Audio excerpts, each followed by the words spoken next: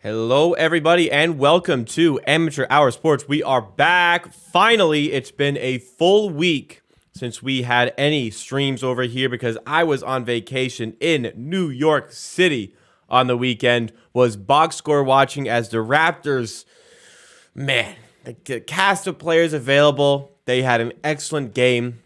It is a loss where they probably should have won given the situations. Scottie Barnes with a layup to win it at the end of the game that I cannot get out of my mind. And the Raptors blow it in the last possession of overtime. Scottie Barnes is out of position. And AJ Griffin hits the buzzer beater. But today is a new day. We are still dealing with the injury crisis. In fact, the injury crisis has only really gotten worse here. All of a sudden, Van Vliet and Barnes, well, we knew Barnes likely wouldn't play. Van Vliet, out of nowhere, is not playing. He joins Siakam, Banton on the sidelines. Oh, man. Our first four ball handlers are all out. Like Van Vliet, Siakam, your top two. Barnes, your third, missing.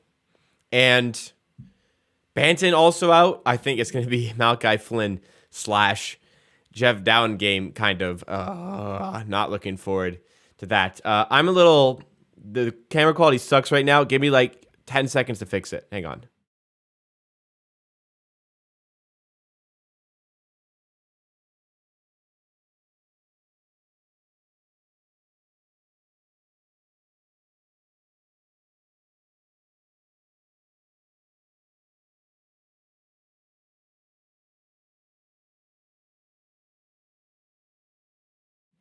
That's a little bit better. Still kind of bleached out here with the white. Whatever. It's probably fine. Welcome, everybody. Welcome back, everybody. Hope you guys are doing well. Hope you guys had a great week without me. I had a video that went up on Friday or Saturday. I forget when it went up. Maybe it was Saturday. Video did pretty well. I was supposed to do a video yesterday. Honest to God. Late flight from New York. I was absolutely dead on Tuesday, first of all. Second of all, I had way too much going on with work. Couldn't make it happen yesterday, so tomorrow, back to normal with the video content. I just did not have it in me to do that video, unfortunately. So we are here today, and we do have a big Raptors game. We are going to be underdogs here. I know that the Brooklyn Nets have their issues. We are going to be underdogs here, as we were against the Atlanta Hawks. Tonight, let's see, the Raptors opened -2.5. Thought that was not a very good price. They're now +3. I also don't think it's a good price. I am sad to report that I feel like the Brooklyn Nets will win this game. Malachi Flynn's gonna need to have a good game, it seems. I don't even know what Nurk's gonna do with this lineup. But let's say what's up to people in chat. People, thank you so much for coming back and remembering me, not forgetting about me in the last week or so. We're at 12,700 subs. We're making a late push to get to 13,000 by the end of the year, which would be super great to see. But what's going on to Adam Scanlon, one of my monitors, Jamaican 84, excuse me. Thank you for coming back. My goodness.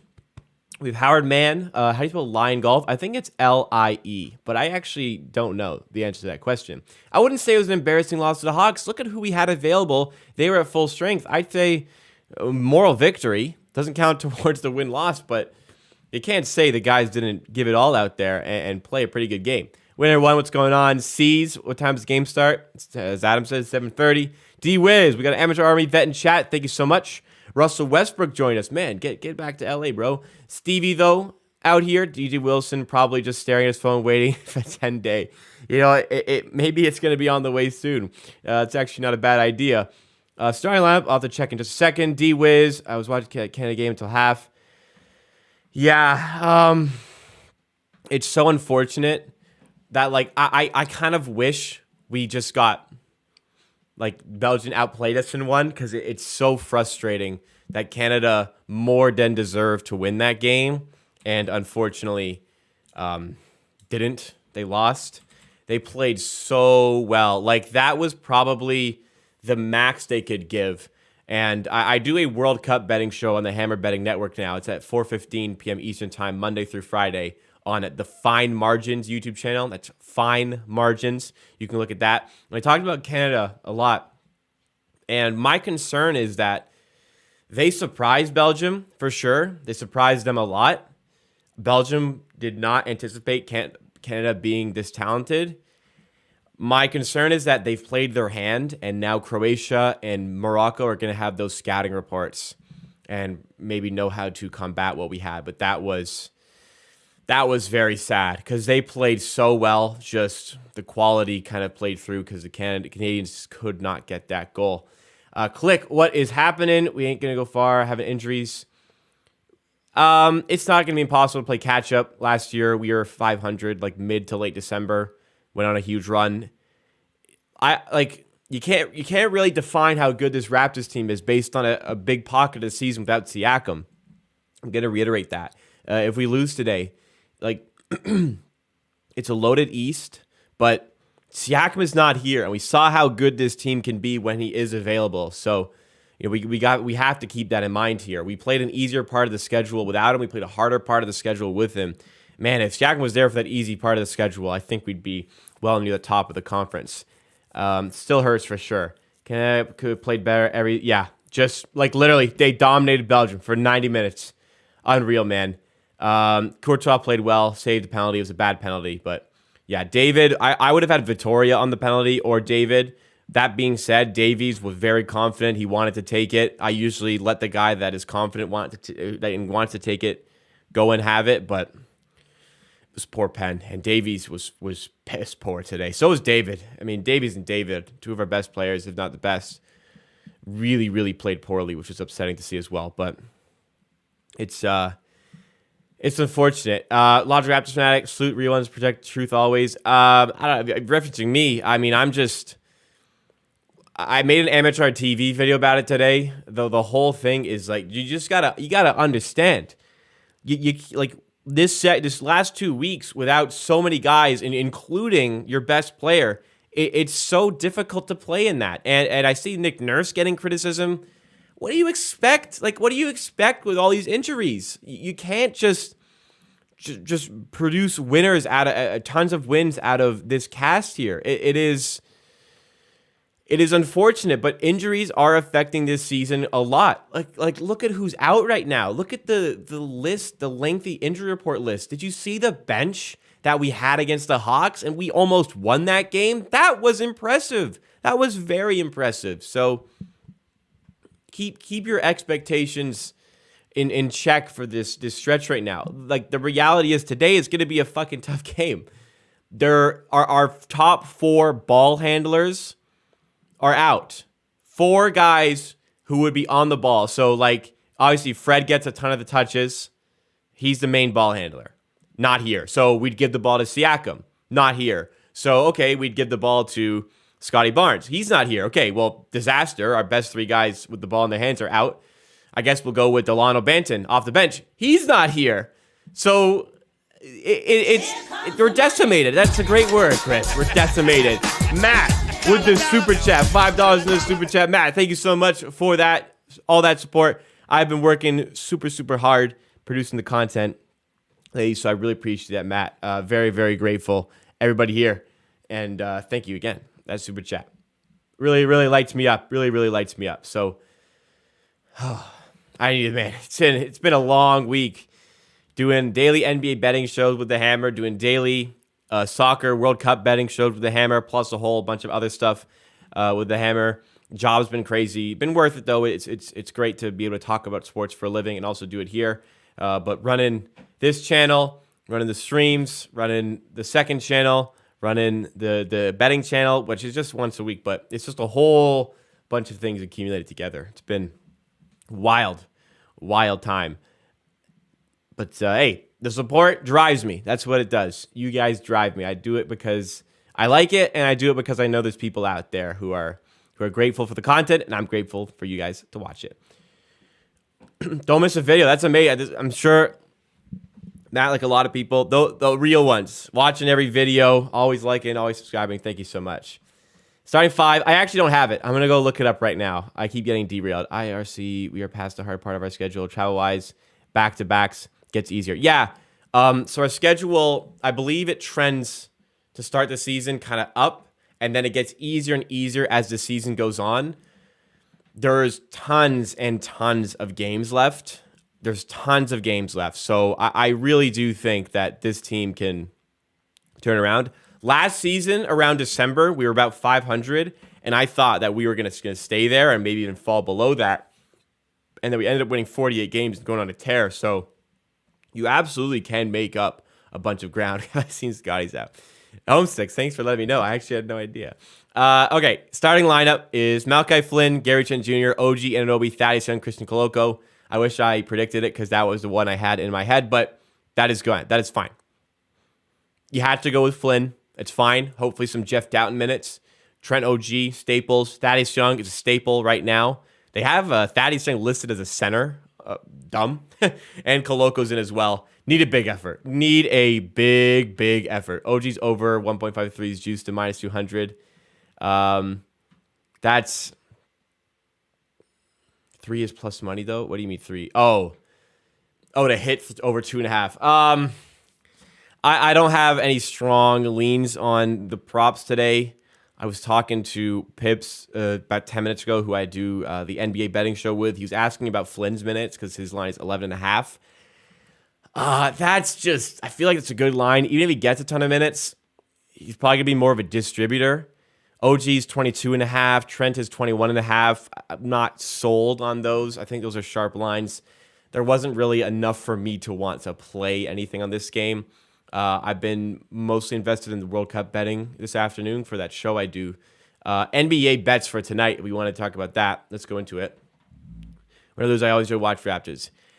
Yeah, I mean, at the end of the day, it's a fun team. It's just, it can get frustrating. But yeah, I mean, let's be grateful for how good this team is. I guess that's kind of a good point. You gotta think about a lot, Nick. How tall is Flynn? He's probably about my height. That's about 6 feet tall.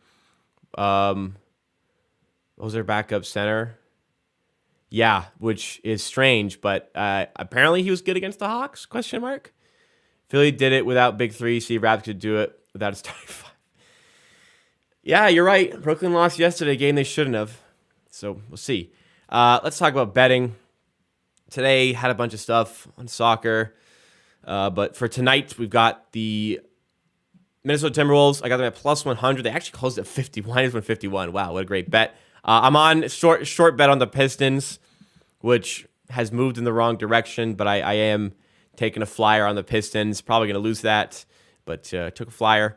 I am on Andrew Wiggins. I got the under 19.5 points. That was given out on my betting show in the morning. For some reason, my chat on the side here is off. Let's fix this. What the hell happened to the chat? I have tomorrow some World Cup bets. I gave those out on the soccer betting show I do on the Fine Margins YouTube channel. If you want soccer betting content from myself, I actually give out picks. Like the NBA show, I mostly host and do discussion. The soccer betting show, I actually am like a contributor in a more meaningful capacity. So I'm definitely enjoying that. But early morning game, I am on Switzerland, if anybody does care there. But my big one, I love this play. I love this play on Andrew Wiggins on the under. So we'll see how those all play out. Again, nothing for me on the Raptors side of things. I couldn't capitalize before the injury news, so I'm just gonna kind of do the stream praying they win. You know what I'm saying?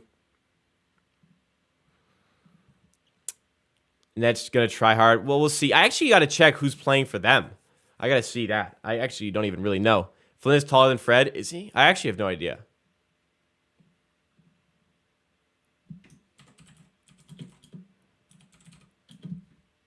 Let me try to find Brooklyn's starting lineup. Because they're only short favorites, even with all of our guys missing. So let's have a look. You think the Brooklyn Nets Twitter posted? Oh, one guy who's definitely out injured, Gotanabe, is going to miss the next few games. So that's, to be honest, a big blow for them. He's been playing outstanding for them. Want to reiterate my stance on Utah. he's playing this well for Brooklyn. Yes. Would he have helped us by playing this well for us? Yes. But he didn't play like this for us. And he had 2 full seasons to show anything. And he definitely had opportunities to get in the rotation for us. Never really took those opportunities. So he's in a spot in Brooklyn. He's playing great. Good for him. I'm happy for him. But there wasn't really a spot for him in Toronto. And that's okay to say. That's okay to happen. I don't think we made a mistake letting him go. There wasn't really space on the roster for him. It is what it is. I made a video about this on my second channel as well, which you guys can absolutely go check out. How do I make, since I started using dark mode on YouTube from that stream, I want everything in dark mode. I don't know how to make ESPN like that, if you can at all, but anyways.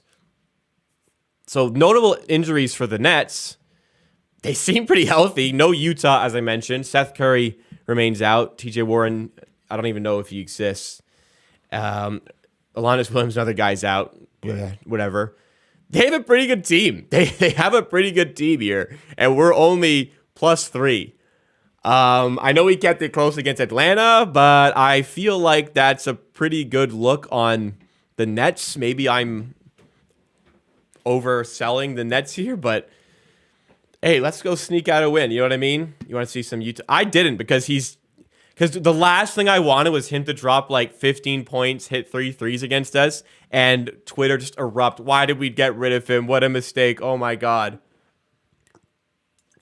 We do have rest advantage. That's a good point that could be factoring into the price here. They played yesterday, and we played on Wednesday. Or today's Wednesday. We played on Saturday. Great rest week for these guys, by the way. Next game after today is Saturday, so big break all throughout the week. My goodness gracious me, do we absolutely need as much of that break as possible. Oh my Lord. Guys, if you are enjoying the stream so far, make sure you have dropped a like. Get to 50 likes by the end of the first quarter if we can celebrate the return of Amateur Hour Sports live streams. Tomorrow, video. Friday, break. Saturday, stream. Sunday, video. That's going to be the schedule. I should not have to deviate away from that. But, I mean, Amateur Sports, there's so many other ways to get my content. Like I said, Monday through Friday, every day, every weekday, I have a basketball stream at 11:15. I have a soccer stream at 4:15. And there's Amateur TV and Amateur Bets mixed in there. Working hard. Nobody can say I don't work hard. Coloco got bullied by Claxton last time. Don't remember. That was like the early in the season where Kyrie and KD just went stupid in the second half. Siakam was outstanding that game. He had that 37-point triple double. I don't remember the Claxton Coloco matchup very well. Maybe it was just unmemorable to me. Maybe I wasn't focusing on Coloco because he wasn't like balling for us quite yet. He's starting today. We need Flynn. We really need Flynn to have a good game. This is one where he's going to be high usage. This is probably an opportunity for him to really play better. There's not, depends who they throw at him from a matchup standpoint, but there's going to be opportunity for him to affect this game. This is a big opportunity for him as well, just to solidify some sort of rotation role. You know, with Banton, got that start against the Pistons, his second career start, balled out, started the next game, got injured. If Flynn looks really good here, regardless of people coming back, he could get regular minutes in the next game as well. So, again, big, important game for Malachi Flynn. We really could use him rising up to the occasion.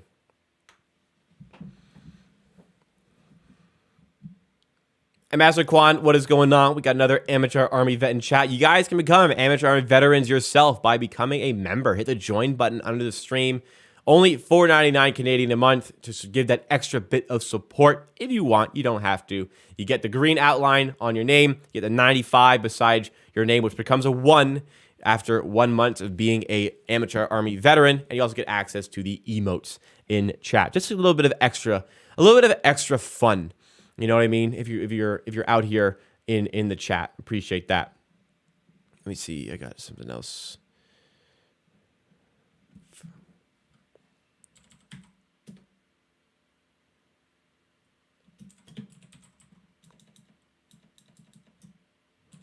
Huh.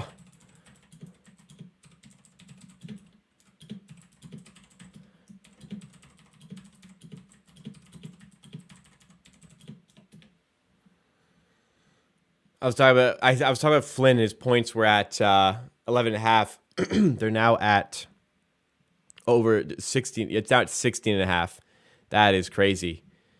Damn, that was crazy. How my vacation? It was a good amount of fun. Great fun actually. So I was there. So Friday night actually, flight was at 6:55. Flight got canceled. It was flying into Newark, New Jersey. Flight got fucking canceled like 30 minutes before the flight was supposed to take off. So I was like, what the fuck?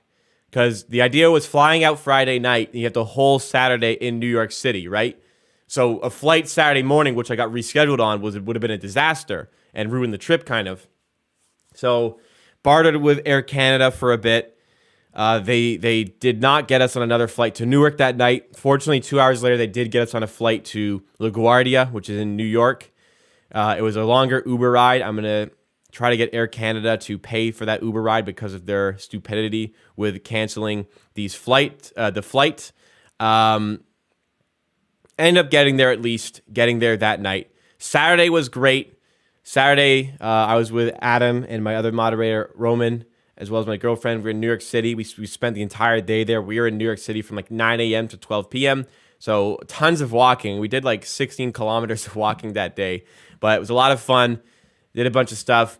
Sunday, went to the New York Giants football game, which was fun, but it was freezing. It was windy, and the Giants played like shit and got blown out. Sad. We were kind of dead the rest of the night. Then Sunday, we spent the day in this fucking American Dream mall. This mall, like shopping mall, was just ridiculous. There were 2 mini golf courses, an escape room. There was restaurants, a full functional indoor ski/snowboard hill, which was insane. There was freaking roller coasters in this mall. There was a water park. Apparently there was an aquarium, all in this shopping mall. The first ever brick and mortar Mr. Beast burger, which I ate at and have to say was pretty good. It was just ridiculous, this mall in the middle of this rinky-dink city in New Jersey, in a town called Secaucus. It was just absolutely ridiculous, this mall. But hung out there for the day. Had a lot of fun. It was a great trip. Thank you for asking. Did you get a vintage New York pizza pie? I it didn't materialize. I was near the Rockefeller Center.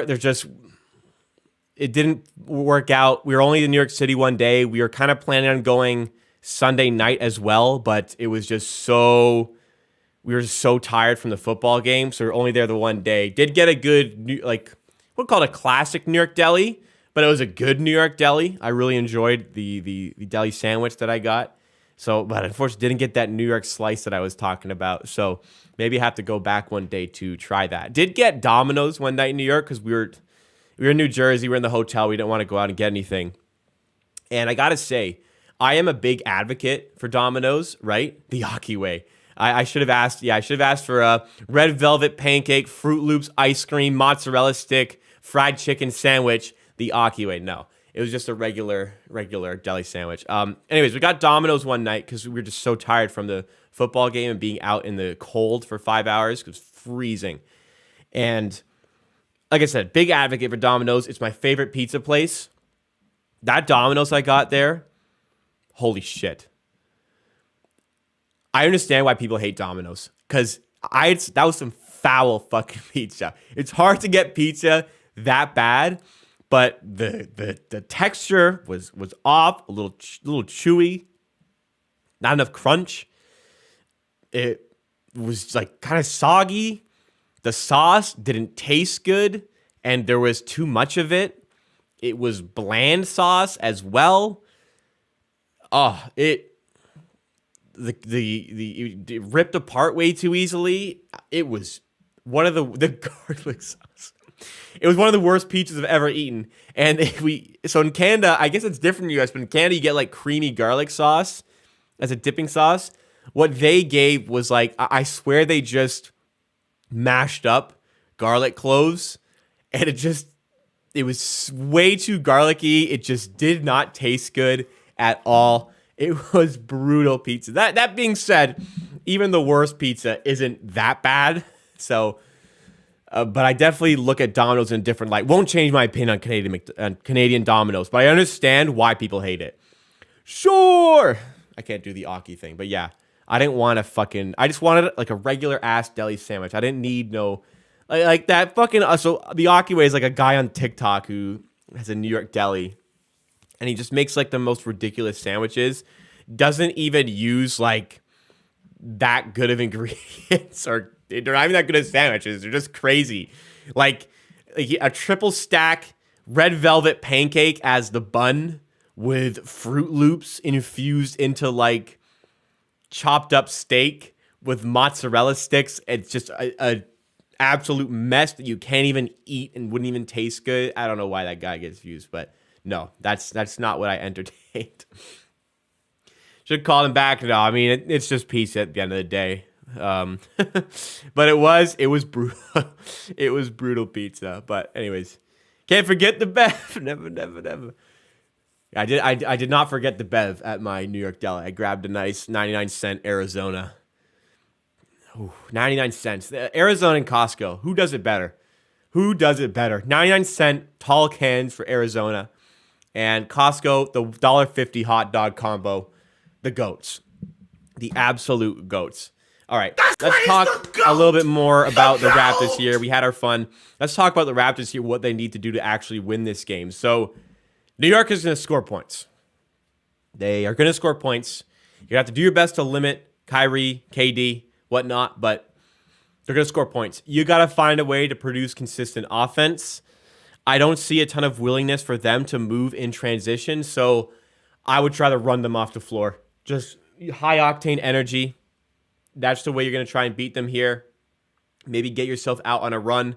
Lean heavily on OG's defense. Lean heavily on Coloco's interior defense. Those sort of things. You have to rebound the ball well. You just absolutely have to rebound the ball well, first of all.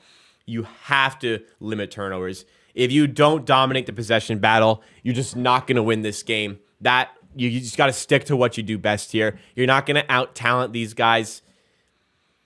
You can outwork them and outwill them. And let's go and do that. Juancho's been great for us last week or so, so lean on him a little bit coming off the bench. Need a big effort. Need a really, really, really big effort. What do you guys think? You guys think we can win this game? I'm not as convinced that we can just go out and win this game. Malachi Flynn's got to have a good game, too. You need him. It's going to be difficult. Who's he going to be defending? You might, if Malachi's defending Kyrie Irving. Oh, man. If Malachi Flynn has to defend Kyrie Irving, I think we have a little bit of trouble here. I actually got to see the Brooklyn starting lineup. I did watch the Canada game. Really, really tough. They played so well.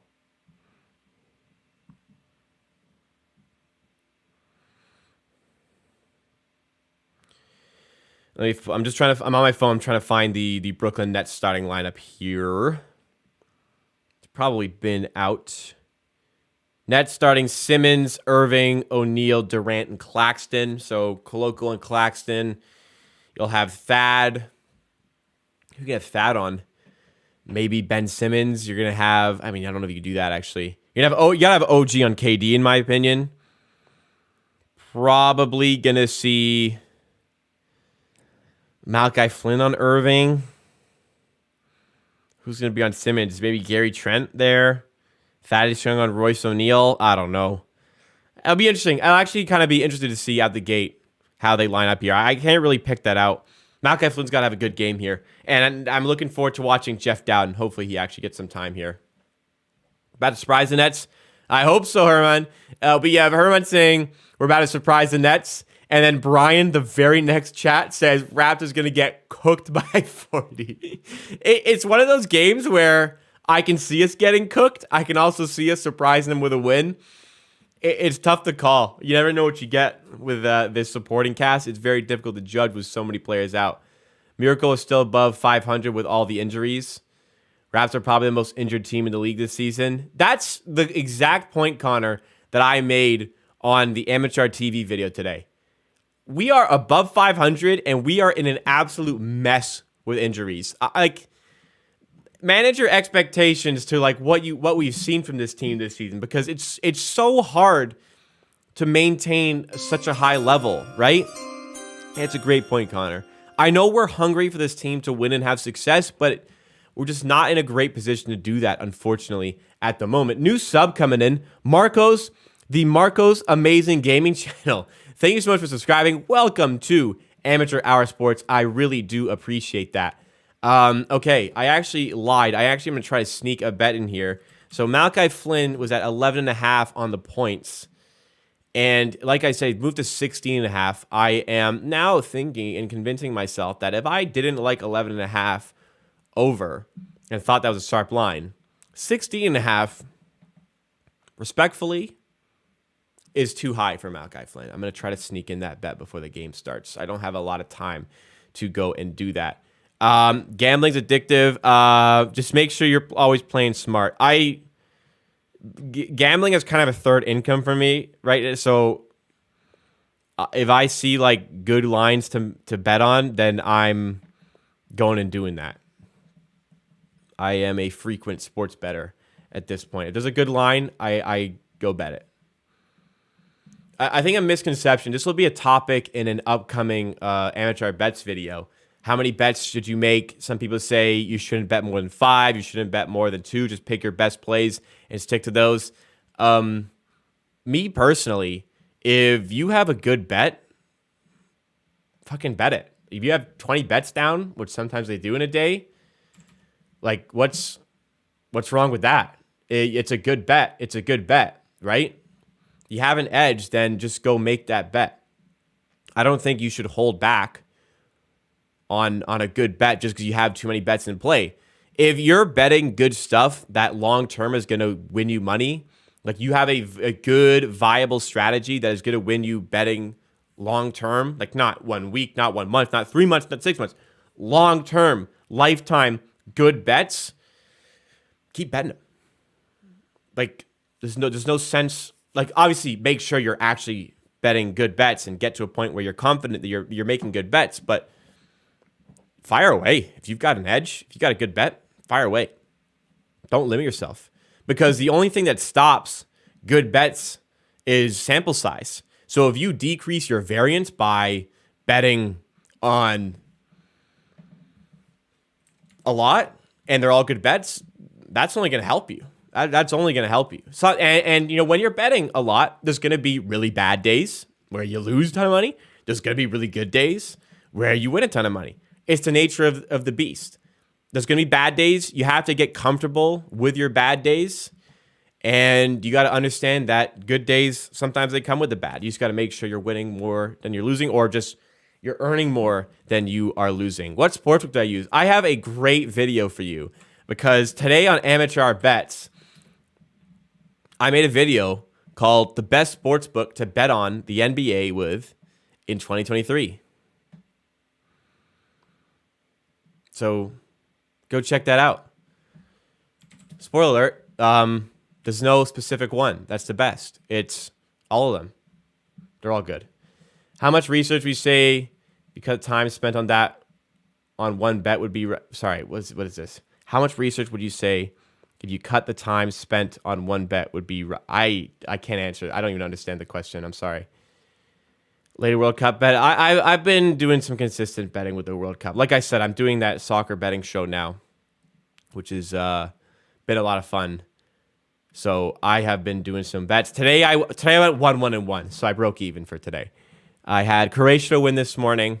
They drew. I had Japan plus 1.25 on the Asian handicap, and they won, so that bet won. And I had Canada plus 1, and they lost by 1, so that pushed. Hours of like kind of what I've been saying about I said it on the first video on my bets channel. Not a lot of thought goes into it. Like you don't need like tons of research on narrative. Usually I make like for soccer, I'll make a price in my head before I look. Like Croatia, I know this bet lost, but I would have had Croatia as like minus 110 to win that game. They were plus 120. So that was a good bet in my opinion. Usually not a lot of time. Like if I'm making like 20 college football bets on for a Saturday, I'll bet them on Monday, spend 30 to 45 minutes, like if even like maybe 30 minutes on those. Not a ton of thought really goes into it. I just look for good market prices when it comes to that. For soccer, I mean, no, I just have it in my head what I think it should be. And if it's off, then I bet it. Stuart McFarland, welcome to the Amateur Army. Thank you so much for subscribing. Appreciate that. You subscribe yourself to a watch party for the Raptors game and videos all week coming out about this team. I'm going to change the title of this bets video. The best sportsbook for NBA betting in 2023. Let's make it a bit longer. This is the best sportsbook for NBA betting in 2023. There you go. But yeah, it's not like again, I don't think you don't need to make it super difficult. That's how I bet, and it's been kind of working for me. Speaking of bets, there was a Super Boost minus 1800 for plus 100 for corner kicks Canada game. Yeah, I slapped the max on that. Absolutely, I did have that. So I actually did profit today because I bet that. Also, FanDuel had a promo on Canada spread, which ended at like plus 30. So that one. Yeah, Canada Raptors are in some injury crisis here. Anyways, do you think Katie will get a double? I don't know. Maybe. I don't think so. I'd say no, my guess. England to win it all. Very interesting. All right. Oof. I mean, they did look good in the first game. Let's get into the game here, though. Into the basketball now. The Raptors facing against the Nets. Early steal by the Raptors. OG in the paint, and he turns it back over. All right. That might be an omen for how this game is going to go. Ben Simmons going to the rim. No good. KD on... Sorry, that's not KD. Claxton on the rebound. Gets fouled. So we got to steal and then turn it over in 5 seconds. Interesting.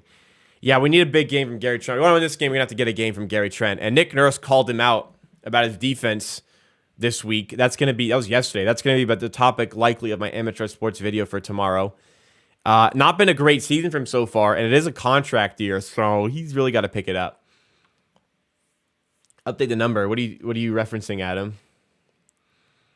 That Canada second penalty, I think that would have been a penalty had we not already gotten one. I think they really needed to be convinced, which I think that was 50-50.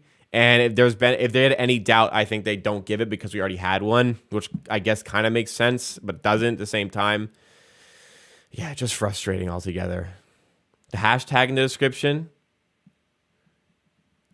Oh, I did. You have to refresh. I did after the stream started. Don't worry. I fixed it, Adam. Anyways, Raptors on offense now after two makes there on the free throws for Brooklyn. Malachi Flynn with the ball. Step back three. And he gets an early three. I bet the under. Early three-pointer from Malachi Flynn. Get his confidence flowing a little bit here. 3-2 for the Raptors. At the end of the day, if he goes over, the Raptors win. I don't care. A bet is a bet.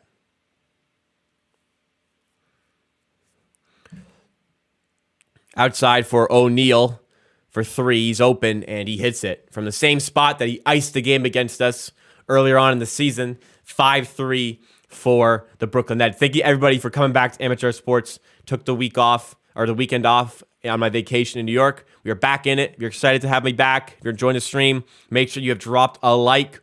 Support the content. Gary Trent working on Claxton. Gives out to Flynn. Steps inside. Now Gary Trent open for three. Nice feed by Flynn, and he blows it. Not even close. Malachi's open for three, and he gets it. Early 6 points for Malachi Flynn. It is 6-5 Toronto. Is there a timeout? Timeout already called. Somebody didn't like something, but Flynn has 6 points. Your boy bet is under 6.5.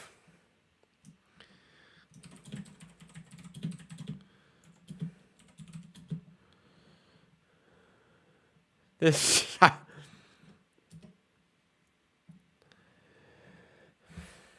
Wow. Flynn starting point guard, book it. Fred trade. Who called a timeout? What the hell? It's 6-5 and somebody has already called a timeout. Anyways, J9 has subscribed. Welcome to the amateur army to J9. Appreciate that. You just subscribe yourself to the watch parties plus the videos coming out about the Raptors. Remember, guys, I have 4 amateur hour branded channels, and I'm also a creator on the Hammer Betting Network where I do a daily NBA betting show on The Board NBA on YouTube and a daily World Cup betting show on Fine Margins on YouTube as well, if you ever want more of my content. Flynn sanity. A little bit of Flynn. Hey, I said we needed a big game from Flynn to win this game. We're going to need a big game from a lot of players.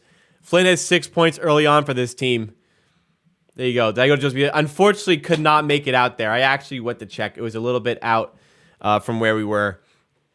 But I did reference it, and Adam, who was there with me, can attest to it. I did reference that. I had that in the back of my mind. Unfortunately, did not get out there. But again, thank you for that suggestion.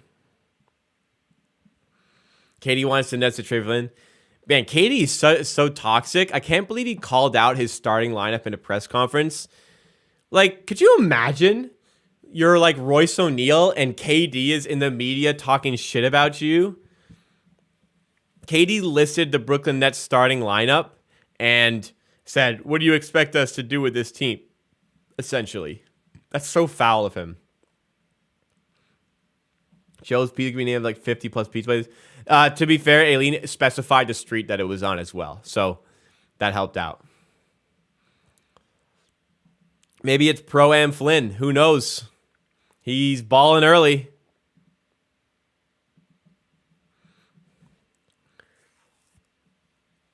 Let's see. Ooh, interesting. 53% of OG's points are in the paint compared to the past 2 years, which has been around 39, 40%. So that's going to help with his scoring, and that's going to pad his scoring, make it super easier. I did watch Canada-Belgium. We were talking about it earlier, but best Canada may have ever played in their history. Just could not fucking score. KD for 3. Doesn't go. Rebound by Thaddeus Young. Flynn in transition. Bro, just shoot it. Thad. Hands off to Trent. Off a screen. Switches on to Claxton. Now Flynn with Irving defending. Flynn may have to yank this one. Outside for Thaddeus Young. Corner 3 is up. Doesn't go. A little bit strong off the back rim and out. Kyrie to KD. Outside for O'Neal. Ben Simmons' layup is good. Was there a spam or something, Adam? I didn't see those messages. Probably just for spam. Be careful. Thank you, Adam. Malachi Flynn to the rim. He's blocked by Claxton. It's out of bounds. Could have been a foul, maybe? Flynn, positive start here. Wanting to take his opportunity. Yeah, it's a good block. It's a good block. I know Canada's going to lose. Canada, what do you mean? You don't even know. They've never been in a World Cup in your lifetime. So what do you mean they disappoint people? They've already achieved more than expected being at the World Cup. I tell you, as a lifetime fan, this is more than expected to be even at this tournament and to compete with a team as good as that.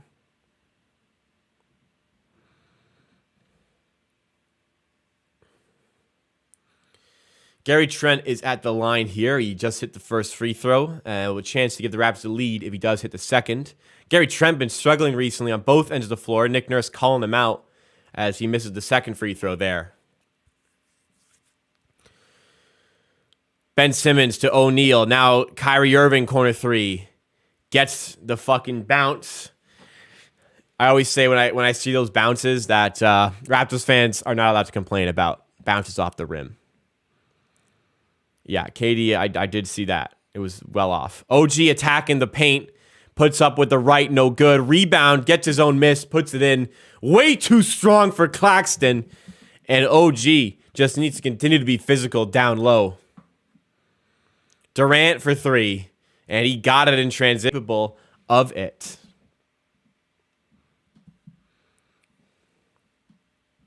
I'm excited for the games tomorrow as well. I'll be up at 5 a.m.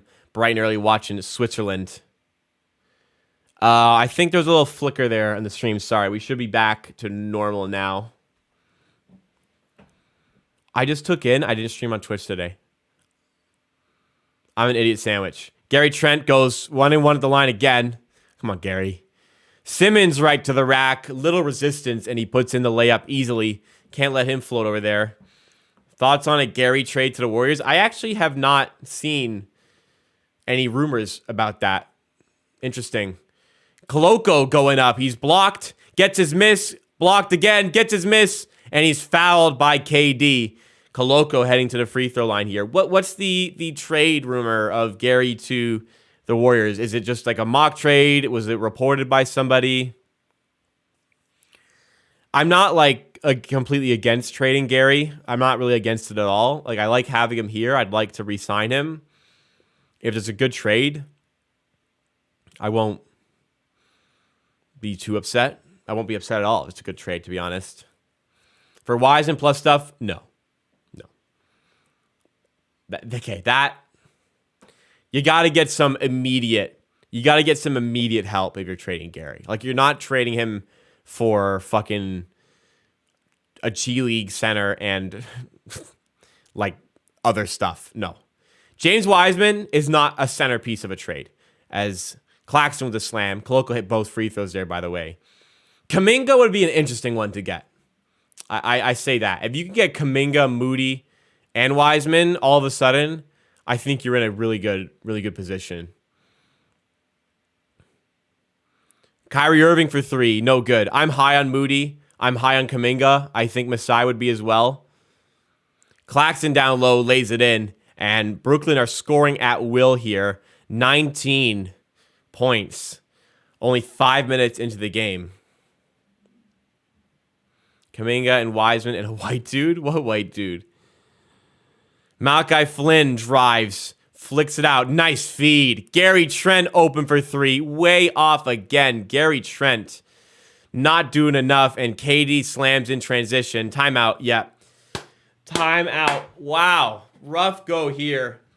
I would be very interested in a DiVincenzo plus prospects plus maybe picks sort of trade. That is a very viable way to make that trade happen. DiVincenzo would be, I think, a nice piece to have for this team. Underrated player, in my opinion. You get maybe Kuminga. That's interesting to me. Here's a guy that went 7th a year ago and could have the highest upside out of everybody from that class if you get the most out of him. All right, rough start here for the Raptors. Defense is not defending. Brooklyn getting everything they want from 3 and at the rim. Offensively, I mean, not bad, but they are pumping us here on offense, and you don't want this game to really get away from you, which it seems like it could do early on. It's unfortunate. Gary Trent has had a poor start here. He is 2 for 4 from the line. Had a couple of he had one absolutely wide open 3. He had another open 3, and he front rimmed nowhere even close on both. Down on confidence, down on ability. In a contract year, this is not what you expected from him, man. We'll see though. It's a rough patch as always.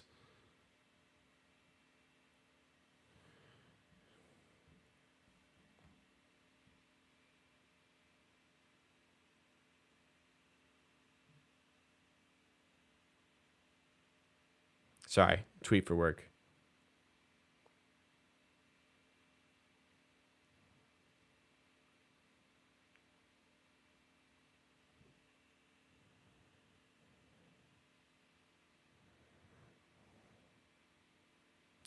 Sorry.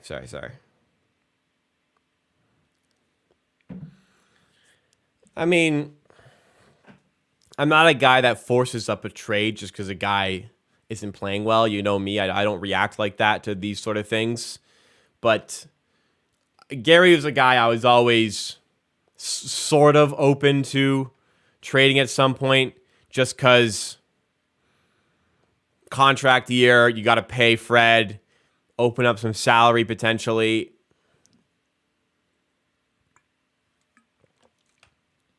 Not sure.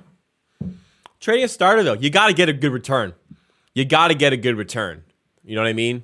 Like DiVincenzo, like Kuminga, Moody, that's probably solid sort of value that you'd want to get. DiVincenzo slots into your starting five as more of an off-ball guy, good defender, decent ball handler, good shooter. Yeah. You get some good, high-quality prospects, 2 lottery picks. I don't think that's off base at all. Raptors, out of the timeout, spend time drawing up a play. What do? They turn it over unnecessarily. Oh, boy. Flynn's having a good start. Yeah, he's moving the ball well. And he hit those 2 shots. We need some other guys to step up all over the court. Raptors foul O'Neal down low there. It's 21-12 for the Nets. 6:28 to go in the first, so a lot of points allowed so far.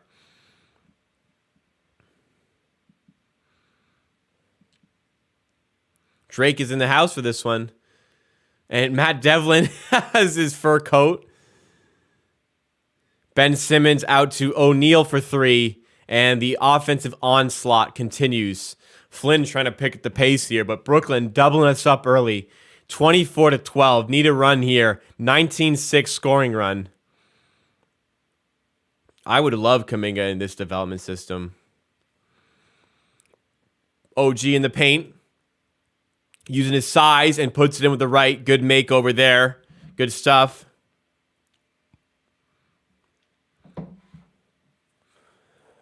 Canada didn't beat themselves. They just couldn't score. They were also playing one of the best teams in the world. Like, I don't know why everybody's so upset. They played one of the best teams in the world, dominated them, just couldn't score. It's frustrating, but like, it wasn't like a bottle job or anything. They were massive underdogs. Brooklyn scored again, by the way. It's 26-14. No resistance on defense. Now this is something that we can control.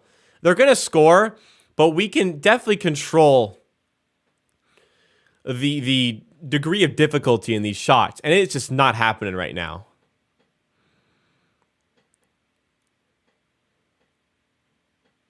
Simmons down low. Kick out to O'Neal. Drive past Flynn. Kick out weak side. Who's that? I don't even... And OG with the steal. Nice play. Should be 2 here for OG, who is going to throw it down. Maybe ignite a little bit of energy here with the Raptors. Yep. I don't know. The Warriors could look for some more immediate help because Kuminga hasn't exactly looked good this season, from what I've seen. They banked heavily on their youth bench, but it just hasn't panned out as much. Although Wiseman was a big part of that. Nice steal again there by the Raptors. Moving in transition. OG to Juancho goes up and he's blocked. Boucher rebound and he's fouled. Boucher doing good work on the glass, coming in, making an impact.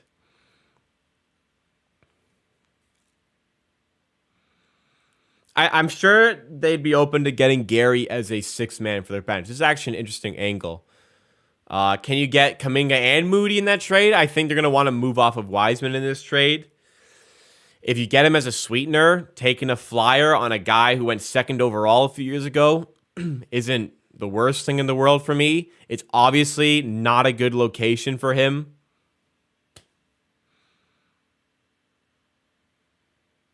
Yeah, having the upside. It'd be interesting to bank on if you can't pay Gary at the end of the year as well. Look at Jack in the fucking fur coat. What the hell, man?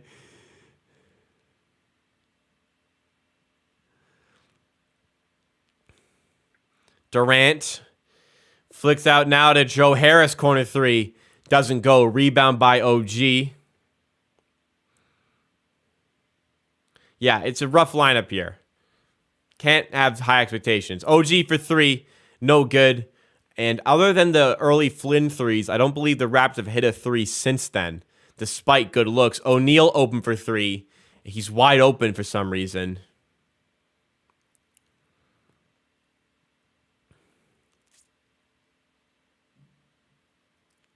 Juancho for 3. Come on, Juancho. No good. Rebound by O'Neal. 29-18, 11-point game. It's been as high as 12 for the Nets. Raptors offense, cold, a little bit cold, not able to create, and you'd expect that given the personnel. But Brooklyn really, really dominating us on offense. We don't have the answers on defense at the moment. Flynn gives out to Juancho. Back to Flynn. Just shoot it, bro. OG now getting in the paint. He's fouled. Goes up with the right. They are going to count it. And one opportunity here for OG. Then you watch this game. All right. I ain't going to blame you. Hey, keep this on. You can catch my reactions and see how the game is going without necessarily watching the whole thing.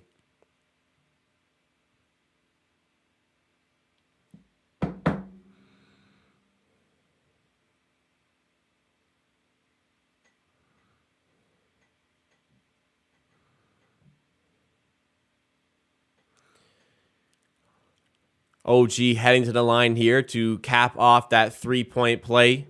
Drake on the broadcast. I'm not really listening. I can't really fully listen when I'm talking all the time. Who's playing tonight? 5 on the floor. Flynn, Juancho, OG, Thad, and Boucher. The Raptors' 4 best ball handlers, in my opinion, all missing this game. Jeff Dowtin, by the way, has just checked in for the Raptors, replacing Flynn. Jeff Dowtin looked good against the Pistons last week, hoping for more of the same today. Stolen by Juancho. Outlet that. We got to keep him moving in transition there. I didn't like that. Leafs up by 2. Good stuff. OG going to the rim. Ooh, gets KD with the pump fake. And he puts it in at the rim. 6-point game now. Good fight back by the Raptors. How long Scottie out? He's day to day. He should be back Saturday. Could use a day off, you know what I mean? Harris for 3. I don't need to tell you not to leave Joe Harris open. Which upset more surprising? Argentina. That might have been the biggest upset in World Cup history. Japan, I did not put it past Japan to win that game. But I did put it past Saudi Arabia to win that game against Argentina. That, honestly, could be the biggest upset ever. Japan, I had money on Japan on the handicap. And they just straight up won. So I had faith in Japan. Juancho with this steal again. Raptors in transition. It's 32-23. Thad now to down. They slow it down a little bit here. OG steps into a 3. Doesn't go. Raptors still struggling to knock down 3-pointers here.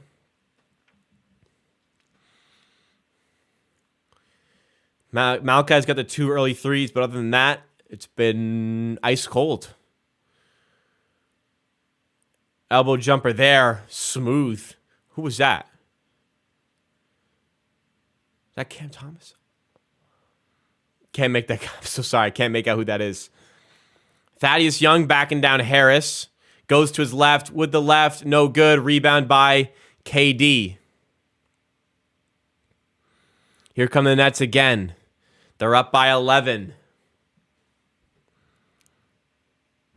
Layup there is good. And the Nets get out to their biggest lead of 13.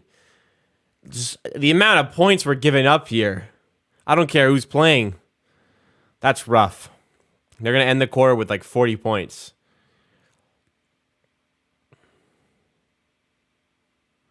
Thaddeus Young for 3. No good. Raptors just cannot hit a 3-pointer.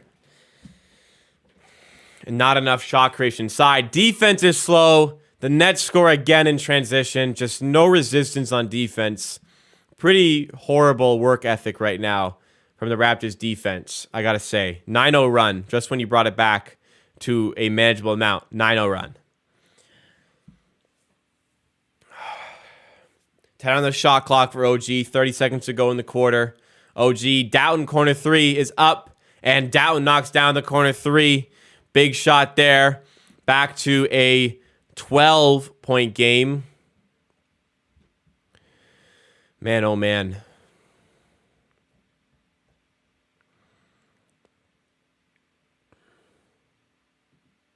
It's Cam Thomas, right? Number 24. Here he is again. Kick out to Harris. Extra pass in the corner. No good there. Side of the backboard. Actually, they call a shot clock violation there.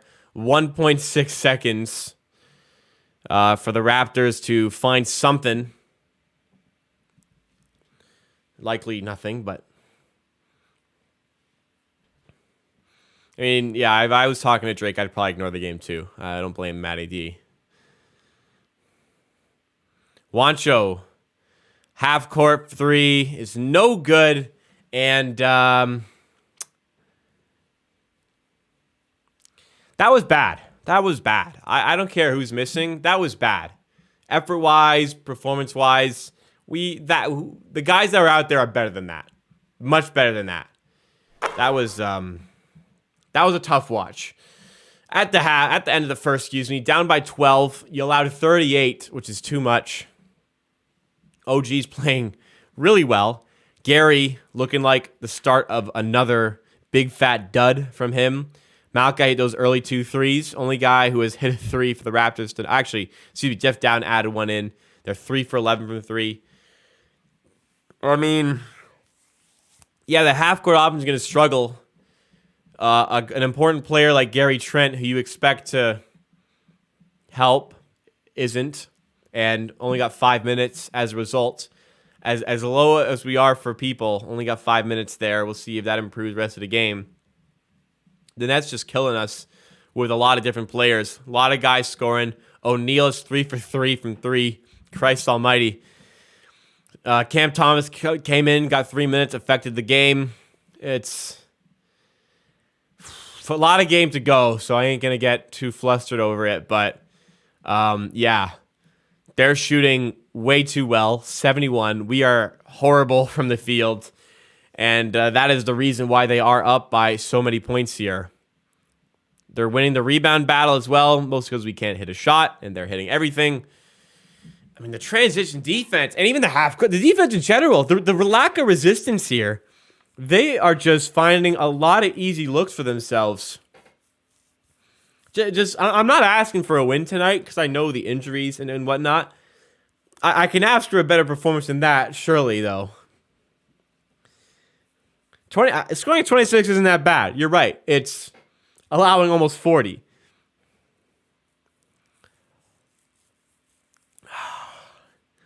I'm sure guys like Masai are always working on trade stuff as much as possible.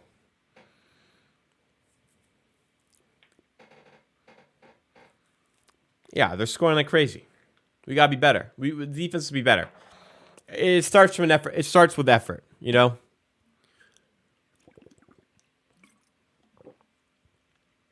There are good defenders here, as much as there isn't as much shot creation. There are good defenders here.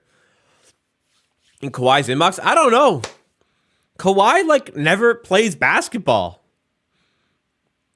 He's never healthy. It's tough to warrant giving the world for Kawhi when he just never plays. Why are you asking Bo Cruz? You're asking the wrong guy because I had the same questions. Jacob about to suit up. I'd get flamed out there. I'm not at my physical peak. I mean, I just was never good at basketball, really. Yeah, Edmund Sumner and Cam Thomas balling out right now. All right, come on. Second quarter. Big quarter here. Gary Trent mid-range. Better. There we go. Gary with a bucket. Back to a 10-point game. Patty Mills is checked in for Brooklyn. 38-28. Kyrie switches on to Thad. And kickball there. Not a bad decision there by Thad. Reset the shot clock. Get the Raptors set again on defense.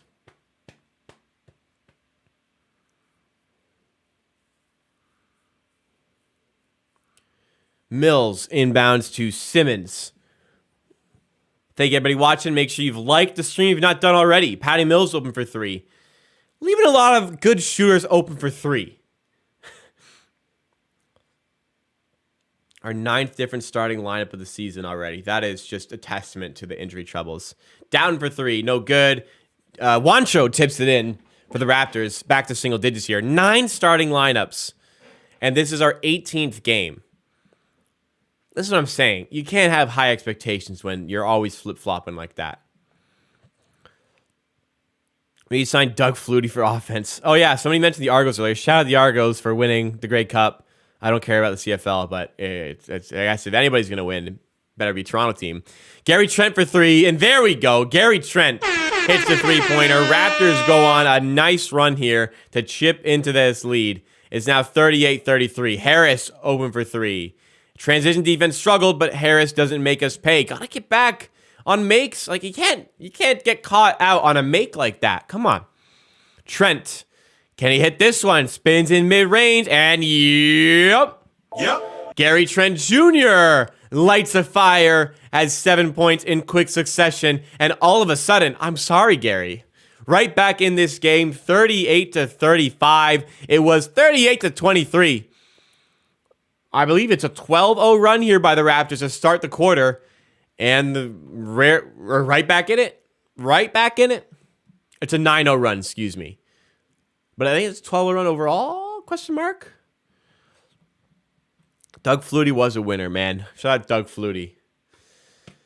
All right. Found his groove.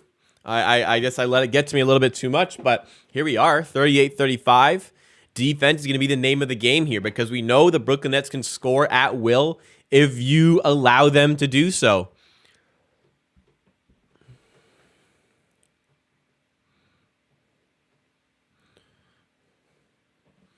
I mean, Gary got called out by Nick Nurse.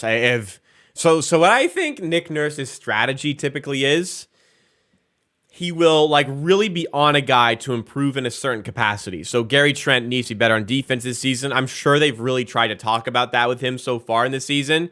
But if they don't see things change, then I think Nick Nurse, his final sort of outlet to get to a guy is to call them out in the media.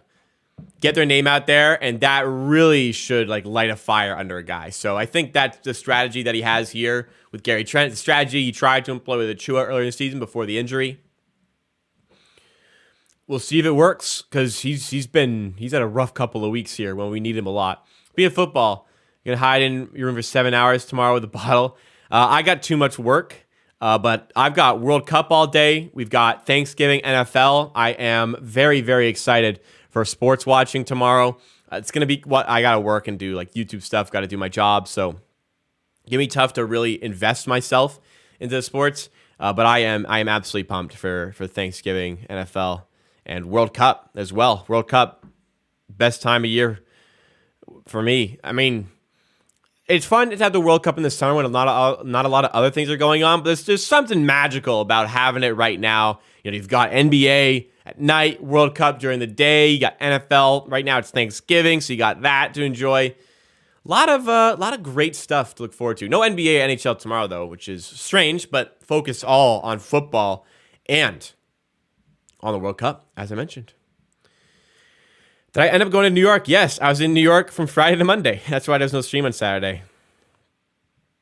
Oh, there's a primetime football game as well. Oh, I am going to be rooted to my couch. I am 5 a.m., Switzerland, Cameroon, 8 a.m., Korea, Uruguay, 11 a.m., Ghana, Portugal, 12:30, Bills, Lions, 2, Brazil, Serbia, 4:30, Giants, Cowboys, 8:20, Patriots, Vikings. It is going to be a great day tomorrow, everybody. All right.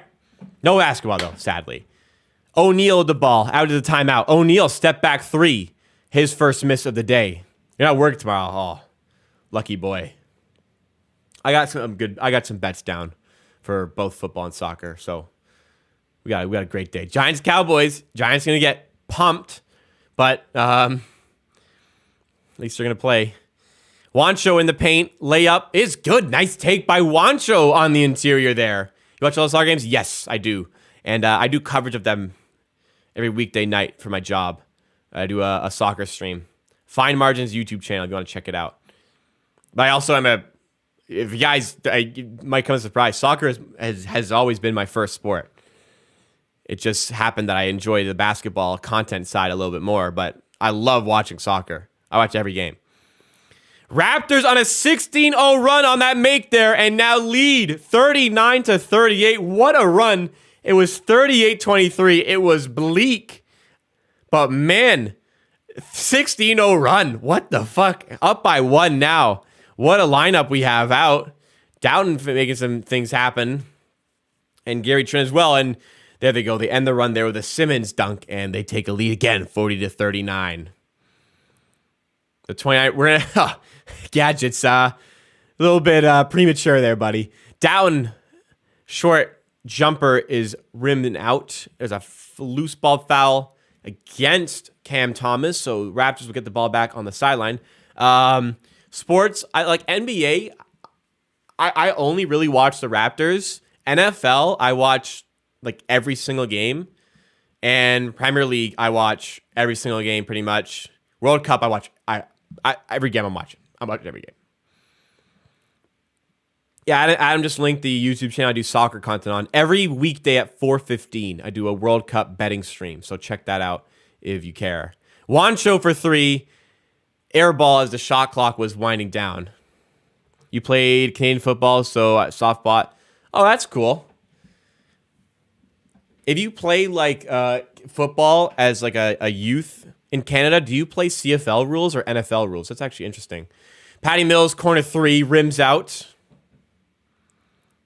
Vancouver, what the hell is that? I am a Manchester United fan, yes. World Cup-wise, my family's British and obviously I'm Canadian, so enjoying those two teams. Gary Trent on the outside, defended by Simmons. Step back 3, no way. Doesn't go there. Doughton, fight for the rebound. Great job there. Now Juancho, Doughton in the corner for 3. Doesn't go here. Rebound. Kind of bouncing around. Thad might have it. Tips it back to Gary. And despite all the big effort, it is out of bounds. And it will be a Brooklyn ball. Hey, big week for Man United. You finally got rid of that fucking, respectfully, woman. I'm going to give women 5 minutes to plug. I'm going to give women 5 seconds to plug their ears for the word I'm about to say. 3 seconds, woman. Finally, United got that fucking cunt out of the club in Cristiano Ronaldo. And it looks like we're finally going to leave the shackles of the Glazers family owning the club. Big week for United. I am also Italian. My father's side of the family is Italian. And my mom's side is British. Another steal here by the Raptors. Boucher in transition. Was that Gary you got the steal? Taking Nick Nurse's criticism to heart. Gary, for 3, sidestep is no good. Damn. Cheating for France. They had a good game against Australia, yeah. Australia are shite. Can we get 75 likes before halftime? Like up the stream if you are enjoying. Yes, CFL rules. Interesting. Big field and 3 downs. That's interesting. Boucher for 3. No good. And it's out of bounds. And it's 40-39. Both offenses have gone a little bit cold for the second, but the Raptors did enjoy a 16-0 run. The Brooklyn Nets, 5 minutes and 10 seconds into the second quarter, have 2 points. So the defense, I called into question their effort, but here they come here. Kim, I say this every stream. This is a me stream. This is no basketball stream. This is a me stream. It has been and always will be about me. Raptors, another 3 doesn't go. Working around the outside now after getting the offensive rebound. Doughton, you're German? Tough day. Down in mid-range. Got the foul and got the mid-range bucket. Jeff Doughton Jr., the supposed G-Leaguer, showing up big for the Raptors as he did last week against the Pistons. When I was roasting people, when was I roasting people? I only get mad when people roast me, you know? Unnecessarily, at least.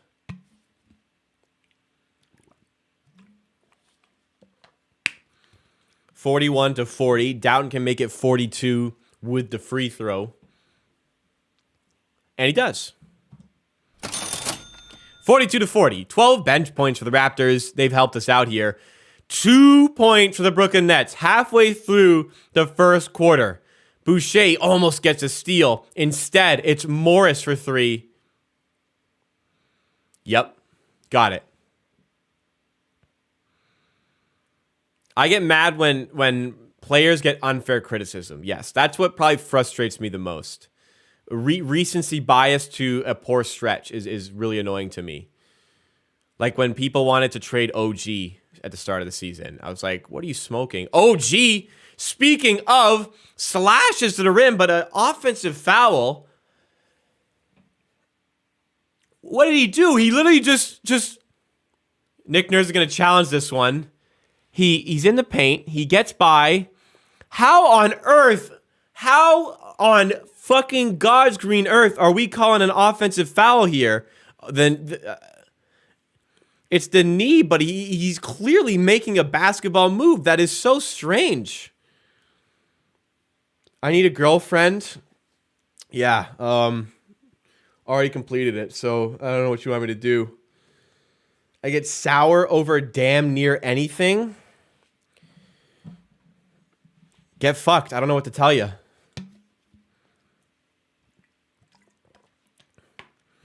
I get sour over, I would say, I get sour over shit like that because I very much keep the emotions in check when a guy is having a bad stretch. I'm not the guy who's freaking out, calling for a guy to get traded because he had 2 bad games in a row. I'm not the guy freaking out saying we should have traded a guy in the offseason because he has a bad run of games. Guy misses 1 shot at the end of a game, and all of a sudden, people want to get him traded. I would say I am very much not somebody who gets sour over damn near anything. I get sour over comments like that, though. I think rightfully so. What I should start doing is just speaking through these Raptors streams in complete monotone voice. No, this team works me up because I care so fucking much about them.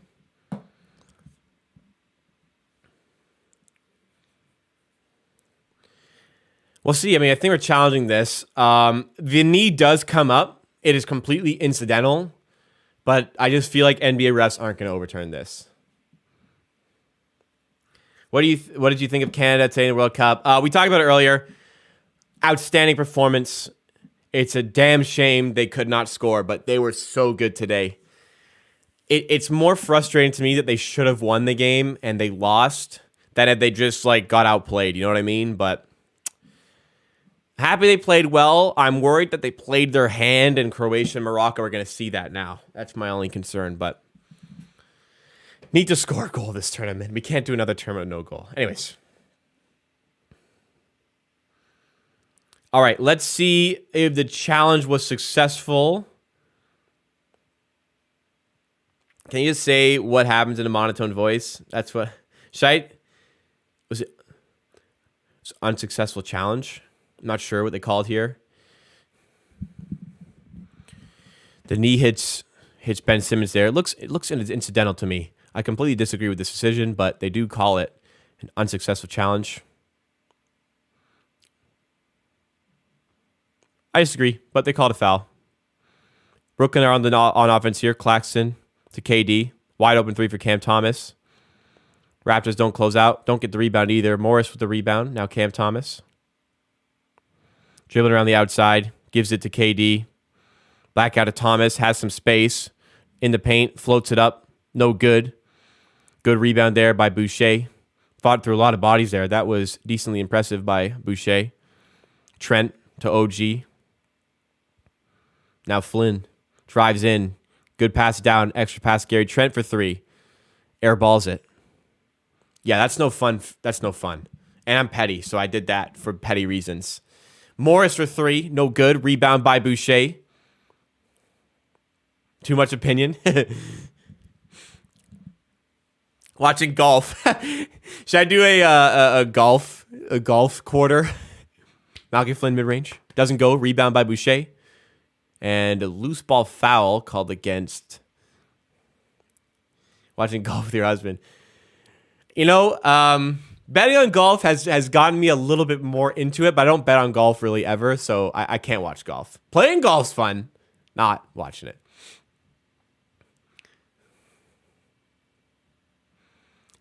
People ask me, like, how do you get into X sport? How do you watch this sport? You bet on it. OG on the outside, Claxton defending, and OG loses the handle. Here come the Nets. Cam Thomas stripped by Flynn, but they call a foul here. 43-42. So before the free throws here, Brooklyn have 5 points total in this entire quarter. 4:19 to go in the half. That is just crazy.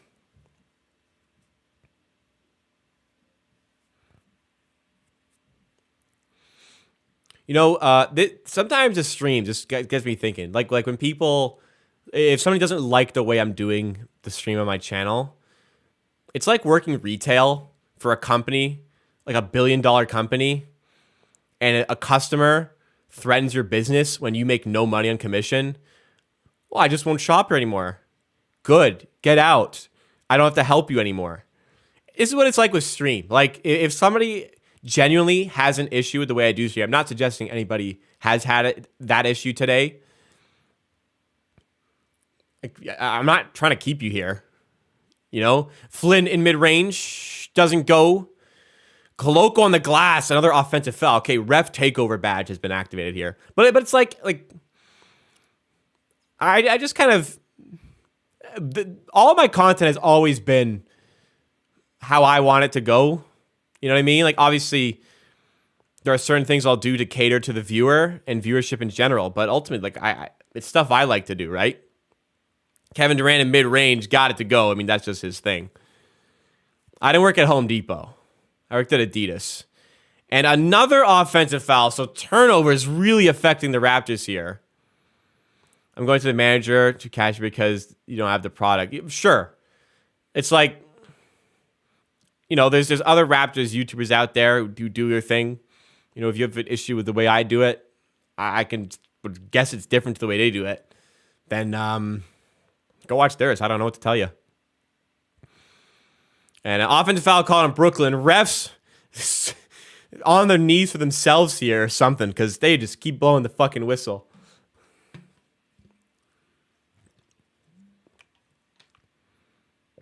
All right, 46-42 for the Nets. Raptors will be on the ball here.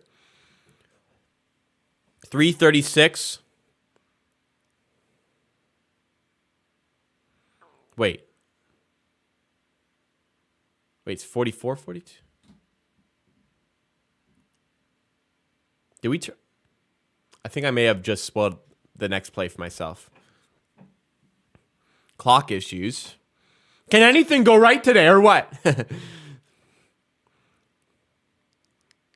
Nick Nurse is upset about something. Okay, so I'm not going crazy. The scores table is 44-42. It should be 46-42. They're looking to make those adjustments now. So, somebody is upset. This woman on the sideline is... I don't know what they're saying. What's going on? I don't know what the hell's going on.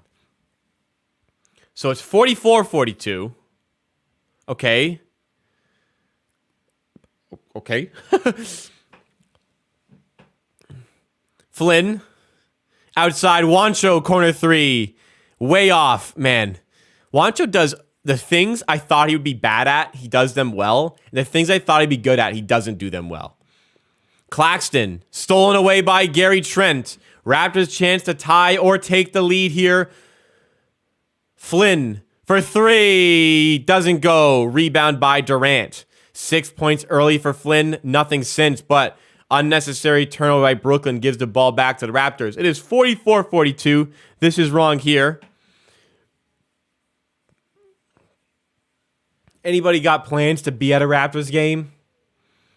That VRS from that Luca meme. The one where Luca like says something, she laughs. Is that one? OG wide open for three. Come on, guys. Front rim. Are we tired of something? Man, we are front rimming every fucking three we take. Like, how tired are we? We had 4 days off. Was it 3 full days off? Good. You're getting good looks now. OG with a steal. This game is horrible. OG to Gary. Layup is good. And one for Trent. All right.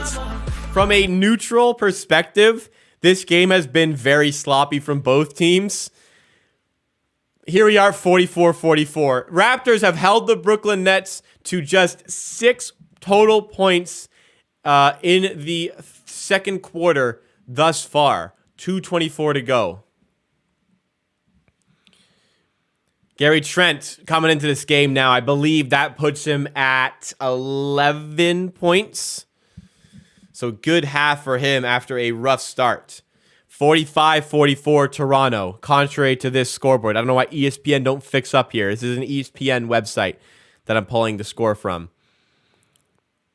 Inside for Claxton, and now they are at 46. Yes. Raptors will not be happy? Me too. It's a light bench for the Raptors. You have to. We just don't have people today. Flynn to Koloko. Let's get the ball out of his hands, please. OG with the handoff. Take him on. Take him on. Claxton as well to keep him in front. OG wants to take him on in the paint. Spins to the rim. Doesn't go.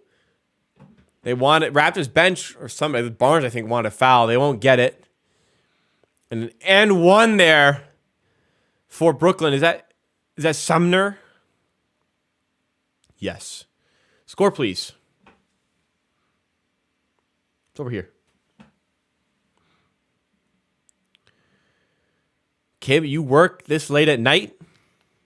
I do too. This is me working.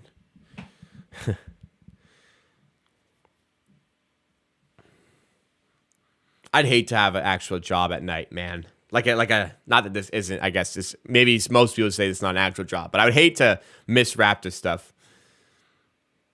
Sumner's so bad in 2K. What's overall?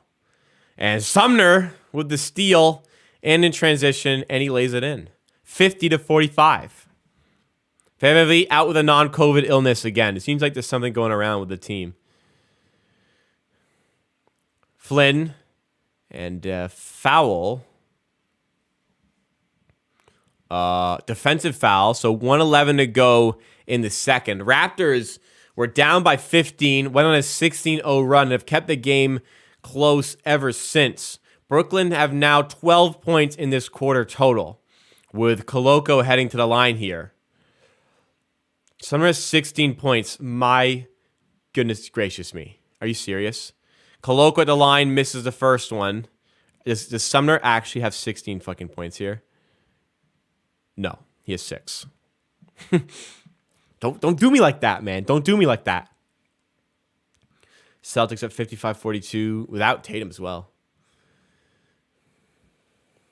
Koloko misses both. All right, Christian.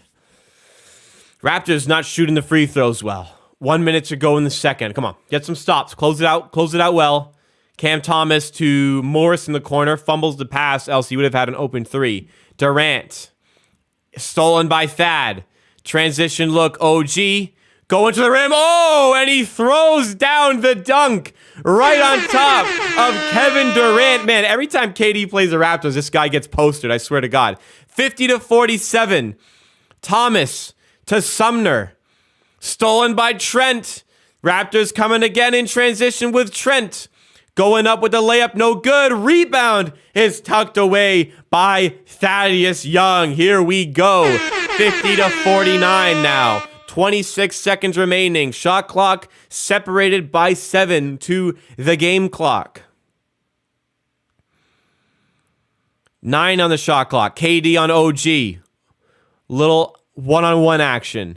The double comes. The mid-range shot, no good. Raptors can take the lead. Trent, 5 seconds. Layup. He's fouled. He's headed to the line. A chance to tie and take the lead with 4.5 seconds to go in the first half. The Raptors have really turned it on here in the second quarter, erasing the big deficit that they gave themselves going in here.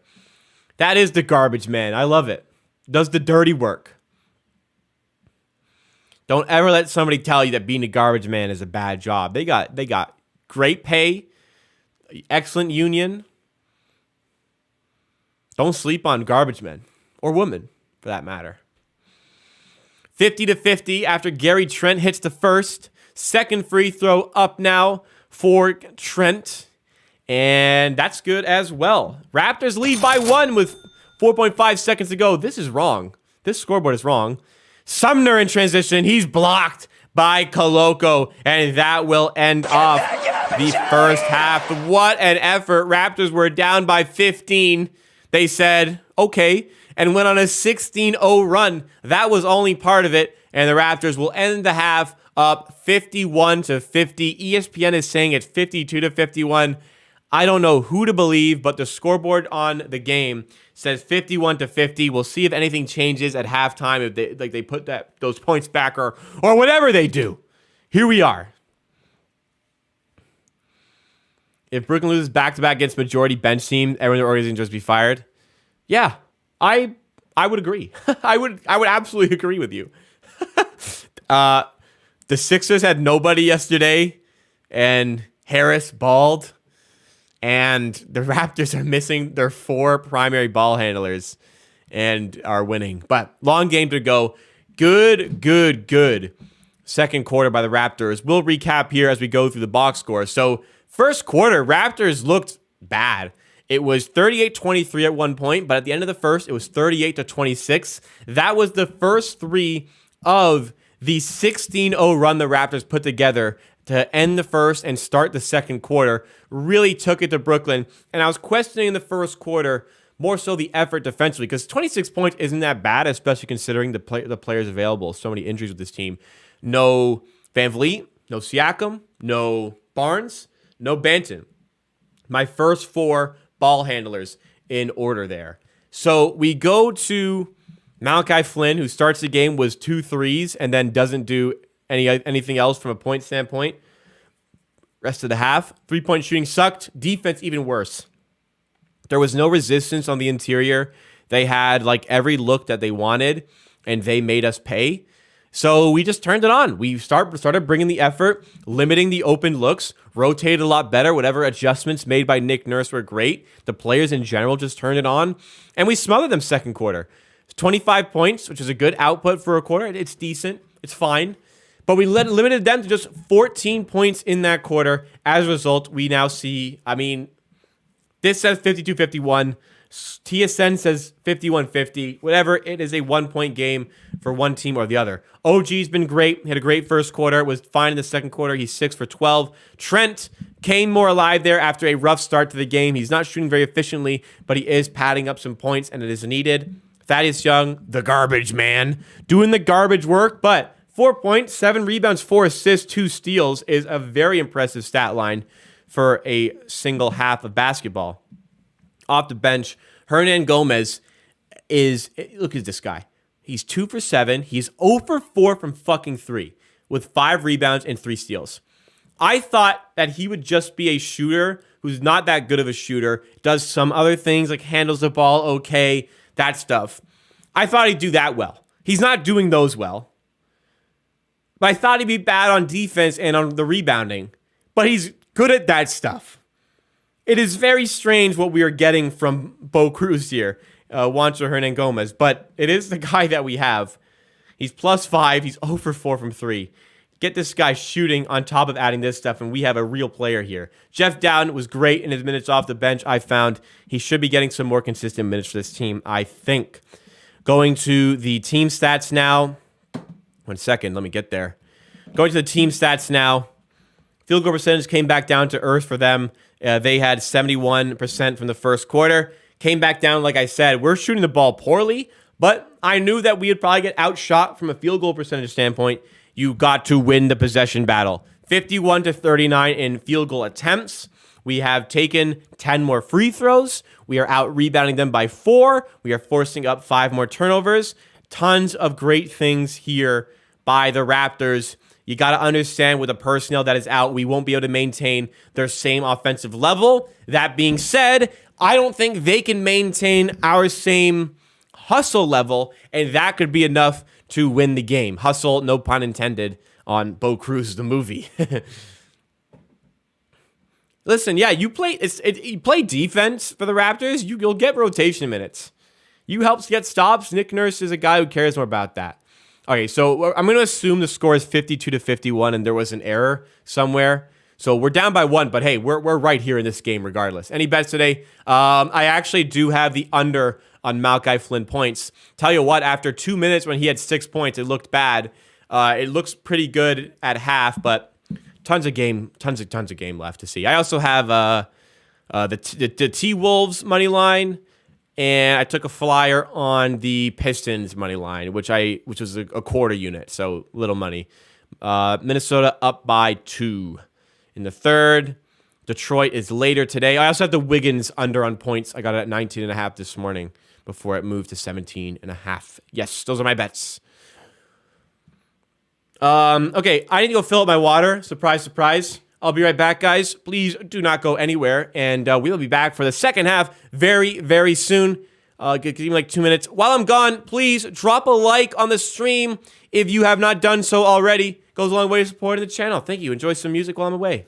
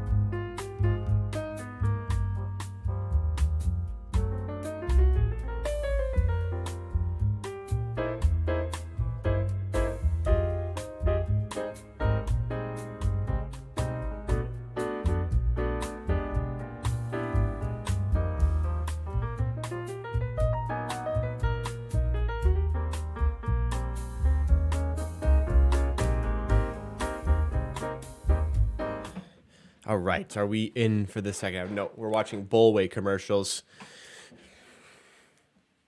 Any Americans in chat enjoying Thanksgiving tomorrow? Canadian Thanksgiving was like over a month ago, I think.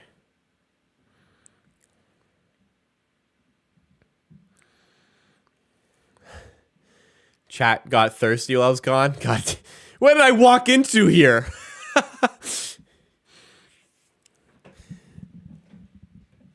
That's funny. Leafs up 2-0. Good stuff. What's their record right now? It's so hard to keep up with all these sports. Like, I've got NBA, soccer, NFL. It is just there's only 24 hours in a day. Man, sometimes I really wish there was an extra. Like, give me an extra 2 hours a day.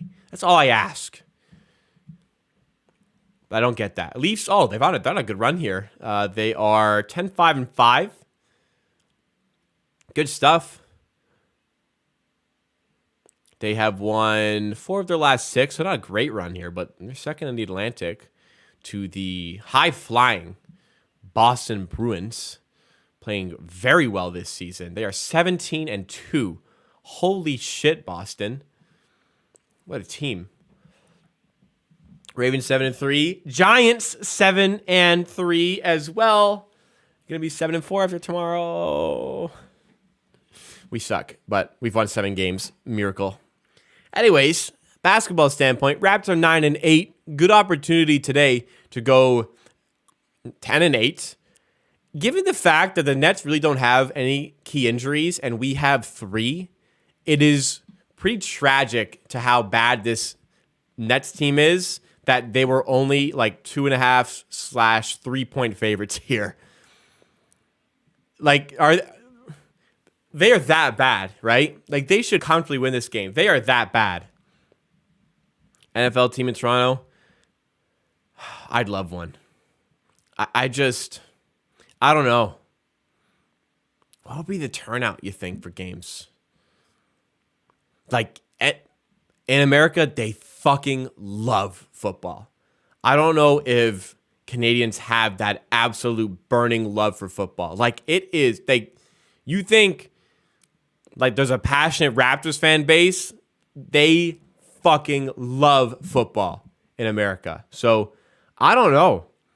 I feel like we could do it. I'm not sure the NFL will ever expand to to Canada. I'm all over it. I'm all over it.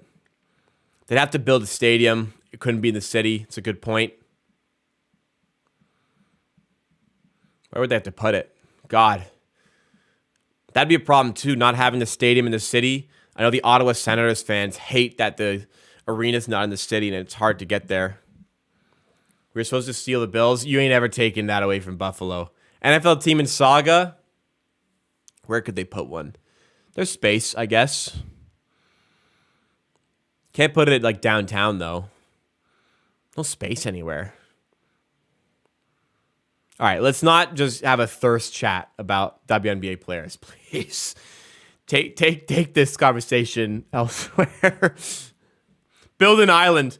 You know what? Let's build a football stadium on one of the Toronto Islands. Let's do it. Let's do it, man. Get a team out here. Get a team out here. You've been traveling in Australia. Interesting. Hope you're enjoying your trip there. Amateur Sports After Dark. Should that be the 5th channel? Amateur Hour After Dark. Should that be our 5th channel? We have 4 out of the 5 Infinity Stones. We're missing the Soul Stone. The Soul Stone's the yellow one, right? And we're missing the blue. What's the blue one? The Mind Stone. We have red Amateur Sports. We have purple Amateur TV. We have orange Amateur Eclipse. We have green Amateur Bets. We need 2 more. I actually can't do any more. I legitimately cannot do any more than I do right now. Amateur After Dark has a ring to it, though. I will say that. What's going on with Fred and Scottie? So Scottie is day-to-day with a knee injury. Should be back on Saturday. That would be my guess. I think this is more so he's been banged up. Give him a day off. Fred is out with a non-COVID illness again, which seems to have been spreading to a few people on this team. So he should be back on Saturday as well.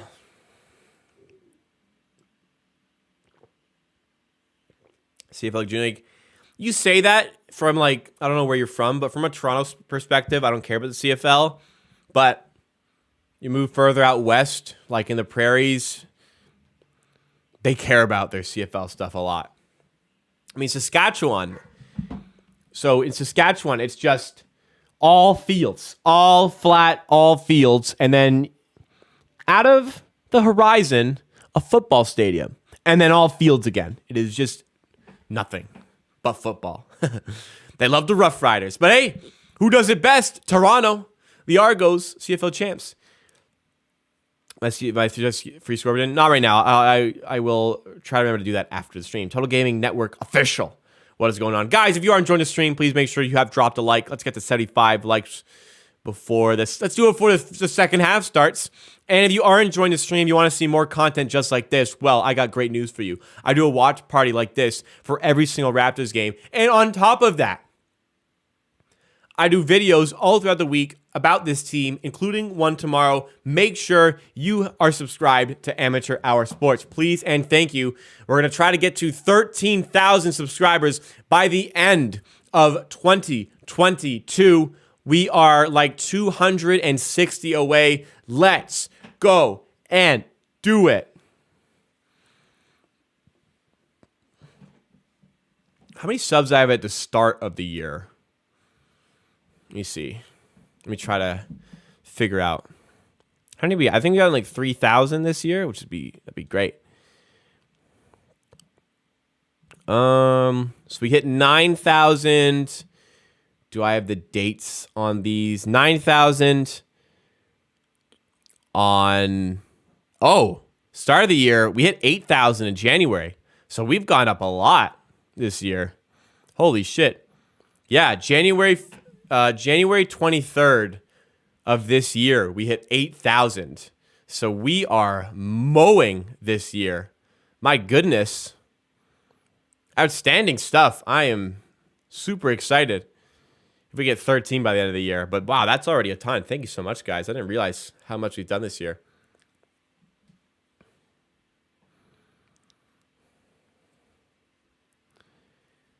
Nine oh five, any good this year? I haven't been as in tune with them.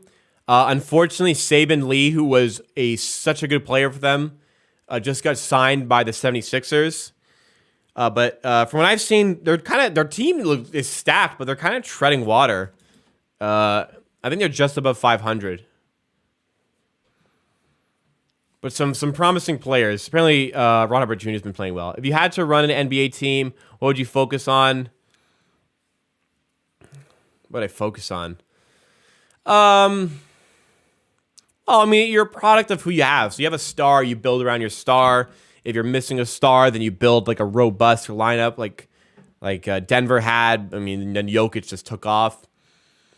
I guess what's the most...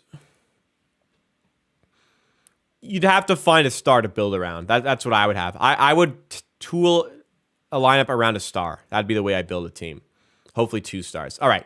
52-51. So the score has been adjusted now on the broadcast. 52-51 for the Nets as we get started here for the second half. We are 14 seconds in. Raptors basketball just got deflected out of bounds here. How's Utah so good this season? I have no idea. It wasn't a mistake letting him go, but because he didn't play like this for us. But yeah, he's been so good. Gary Trent got it off the rim at the buzzer, and Koloko puts in the rebound. Great job there by Christian Koloko on the offensive glass to give the Raptors that 53-52 lead. Spaghetti arms. 12 offensive rebounds. Great stuff. That's the reason why we're in this game again after shooting so poorly. Oh, Royce O'Neal has a lane, gives it to Claxton, and defense kind of broke down there. Guilherme Lunardi, thank you so much for subscribing. Welcome to the Amateur Hour Army. Really do appreciate that. You subscribe yourself to a watch party for every Raptors game and videos on top of that. Thank you again to Guilherme. Best player to build a team around. It's hard to argue against Luka being that guy. Malkai to the rim, no good. And an offensive foul or a loose ball foul called against Koloko. A lot of fouls being called here as the Nets now lead 54-53. Really balanced team with good IQ. I just want to have an amazing bench. Don't necessarily have to have a superstar, just unique players who know their strengths. It's just hard to win a championship that way. That's my thing. I'm all for that. It's a fun team, but deep in the playoffs, superstar pedigree is everything.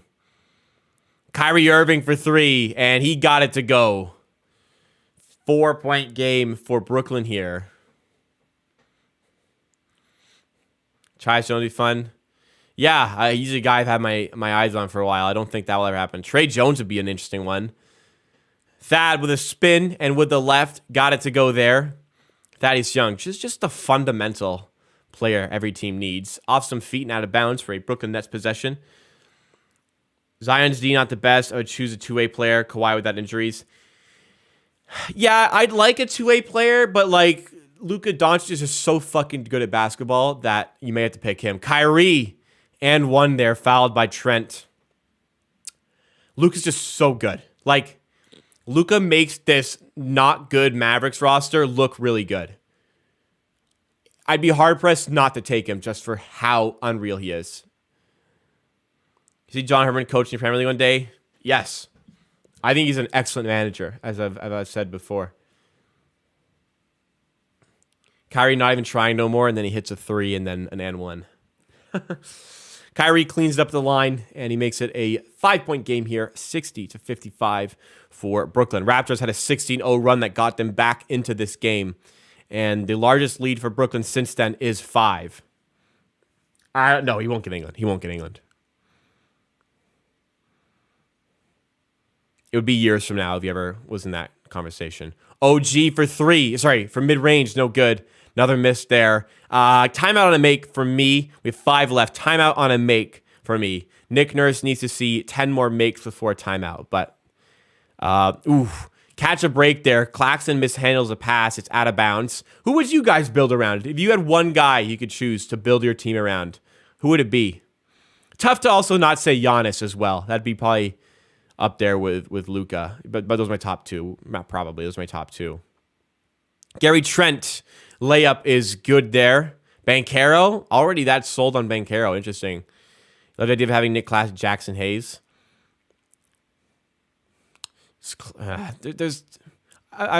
liked Claxton for a while. I wouldn't mind him. Though, as Durant hits the three. Though now having Koloko makes you think we don't need to do that. Canada won today 100%. They dominated Belgium. Very frustrating. Gary Trent layup. No good. Rebound Brooklyn. 4-on-2 here. Call timeout. Kyrie and 1. Why did you foul, Malkai? Why did you foul when you knew he was going to score anyways?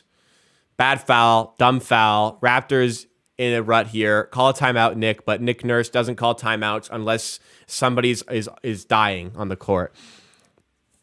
Noel Contreras, what's up? Wembanyama, can't say that early. Cade, too early for me to say and take him over Luka or Giannis for me. Zion, injuries and bad defense concern me there, but I can see the appeal. Wait, why'd you... did he post that multiple times? I didn't see. 66-57. Brooklyn on a big run here, so Nick Nurse has elected to, of course, not call a timeout. I'm like Giroux's biggest fan, even though he's never played for a club I support. OG to the rim. Another miss by the Raptors. Nick Nurse is watching this, and he is absolutely fine with the way the game is going right now. Inside for Claxton. Now Simmons. Timeout. What the fuck happened? Offense goes ice cold. Taking bad shots. Brooklyn mess around with our defense. Hit some big shots. Granted, I mean, they hit some big shots there. Mixed with us not hitting shots. But that timeout's too late. That timeout's too late. Why do you let them score again before calling a timeout? That doesn't make any sense. Kyrie trade, keep him far away from this team, please. Brandon Ingram, I wouldn't build around Brandon Ingram or anybody else. Oh, man. All right, gamer runs. You hope you can pull back into this, but you've already fought back. You just put yourself in another hole. That is very, very frustrating. I love your observation about Nurse and not taking timeouts. I mean, like it should be obvious, right? They're on a run. Like I don't want a team to just get to a point where, okay, I have no choice to call a timeout. I would call a timeout before having to call the timeout before needing the timeout. You see we're cold. You see they're hitting big shots. You see momentum swing. You want to stop that momentum before they really capitalize. Now, all of a sudden, you're in a hole down 11 points here when you could have been down by 66 to 57 instead. Or 65, because I would have called a timeout before he hit the free throw. Bubble seating would have ended if Kawhi stayed. You'll have to do a great job convincing me the Raptors don't get to the NBA Finals. Did somebody ask if I could pick one all time to build around? I very much think LeBron was let down in the first 7 years of his career in Cleveland. I very much think he was let down. If you give LeBron a proper cast in those first years in Cleveland, I think he gets more championships than MJ.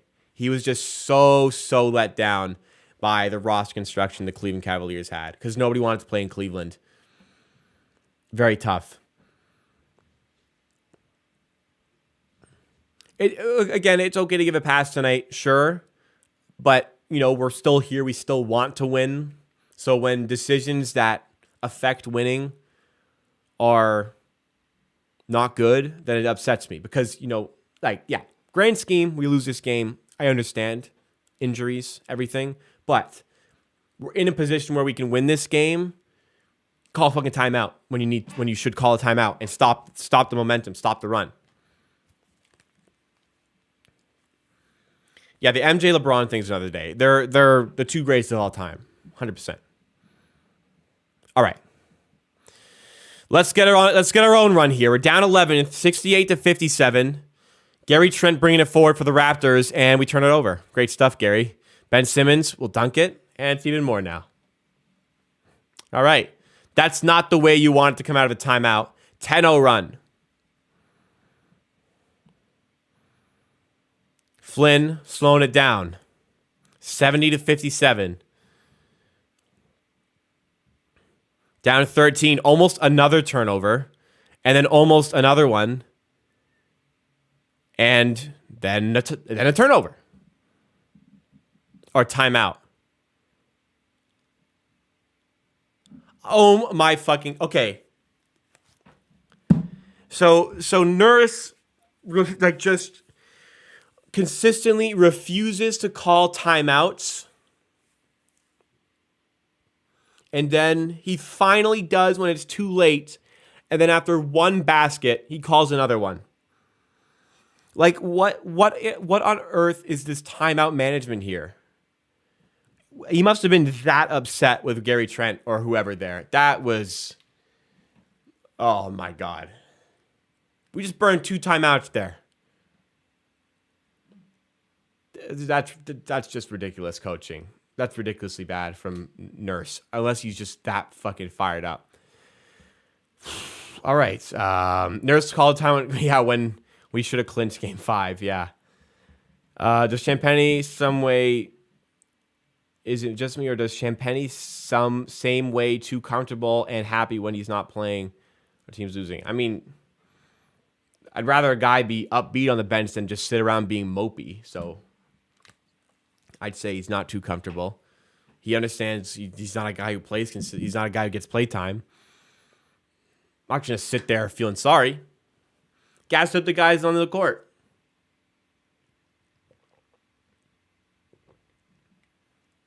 So we had that good run by Gary in the second quarter that helped that 16-0 run pull us back into the game. We're going to need another one of those to get back in this game. But I think Nick Nurse about to yank Gary, who has not been great tonight. He's 5 for 15. He is 1 for 7 from 3. He has 2 turnovers. And Nurse called him out earlier in the week. It's oof. You're right there, man. What the hell happened?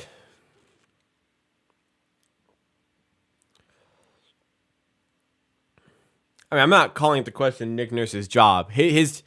I've said for years that his timeout usage is the most frustrating thing about him. The Don Mega has subscribed on YouTube. Thank you so much for subscribing. Welcome to the Amateur Army.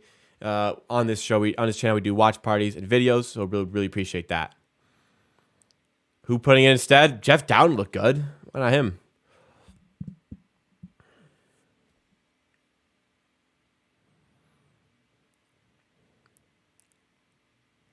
It's also like harder to trade a guy when he's struggling, so those things matter. Don, what's up? Thanks so much.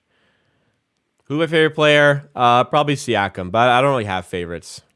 Gary Trent has stayed in the game, everybody, and he throws it in for OG there. 6 on the shot clock, trying to end the 10-0 run. Gary to Boucher, corner 3, steps inside instead for 2, and he drills it. Big shot there for the Raptors, who very much needed to make. They get it from Chris Boucher, who has been so good last few weeks.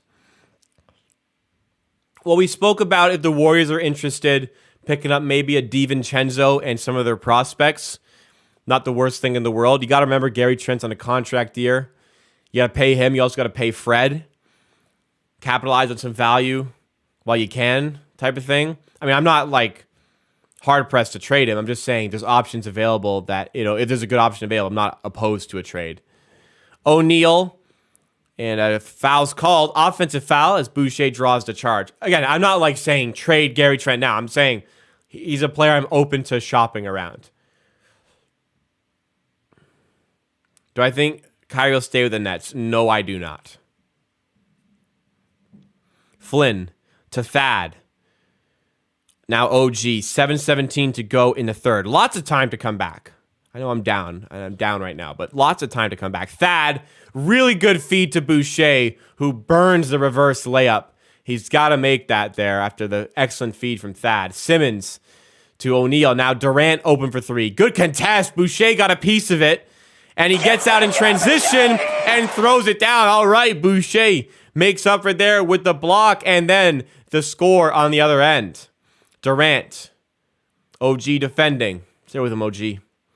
Irving, step back on Boucher and drills the 3. That's just nasty. What are you gonna do? That's just disgusting. You gotta applaud that. That's just basketball. Thad has a lane to Boucher in the corner for 3. This one is no good. Raptors shooting, let's check it, a dismal 4 for 23 from 3 tonight. Yeah. Not good.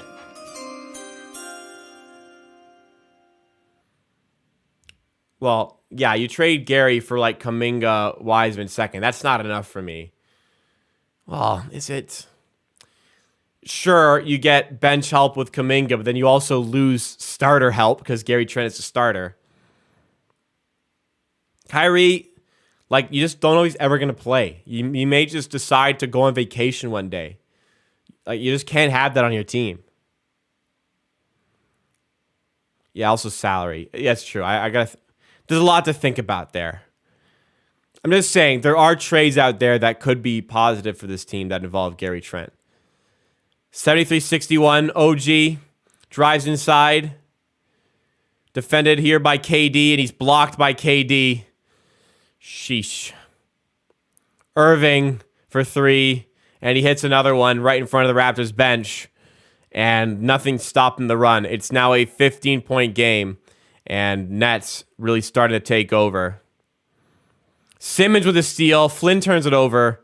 Simmons lays it up, and Claxton puts in the miss, and Nurse, who burned a timeout unnecessarily, now is handcuffed and has to just let them play through it. We should probably make a sub. Probably should make a sub here. That's what I'd do if I was in this position. Gary Trent inside for Thad. It might be 3 in the key, but gets the shot off in time. Get Doughton in this game or something. Get Wancho in this game. As I say that, they're both getting up. That was strange timing. Boucher going to the rim, and Ben Simmons called for the blocking foul. Boucher will head to the line with the Raptors down by 15. We're first on exit team no matter how good Pascal is. Probably right. Probably right. I don't think that warrants, and I'm not suggesting you're saying this, but I don't think that warrants a tank, like some people would say. I think sustainable success can breed winning, as the Raptors proved when, they won a championship. But again, look at how many injuries this team is dealing with. It shouldn't be a shock that we're struggling, but when we're healthy, I think we're a really good team. I think Kevin Durant will stay on the Nets. He's on contract, so I don't know. O'Neal to Durant. Thaddeus Young defending. KD kick out to O'Neal. Another open 3 for him. Doesn't go this time. Raptors down by 13. 4:35 to go in the third. Laser pass by OG, and Boucher gets fouled. What a pass by OG. Like a 100-mile-per-hour fastball there. Drills it into Boucher, who draws the foul.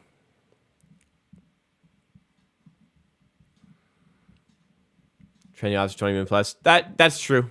So there may not be much, but they could want him on a rental to free up that space at the end of the season.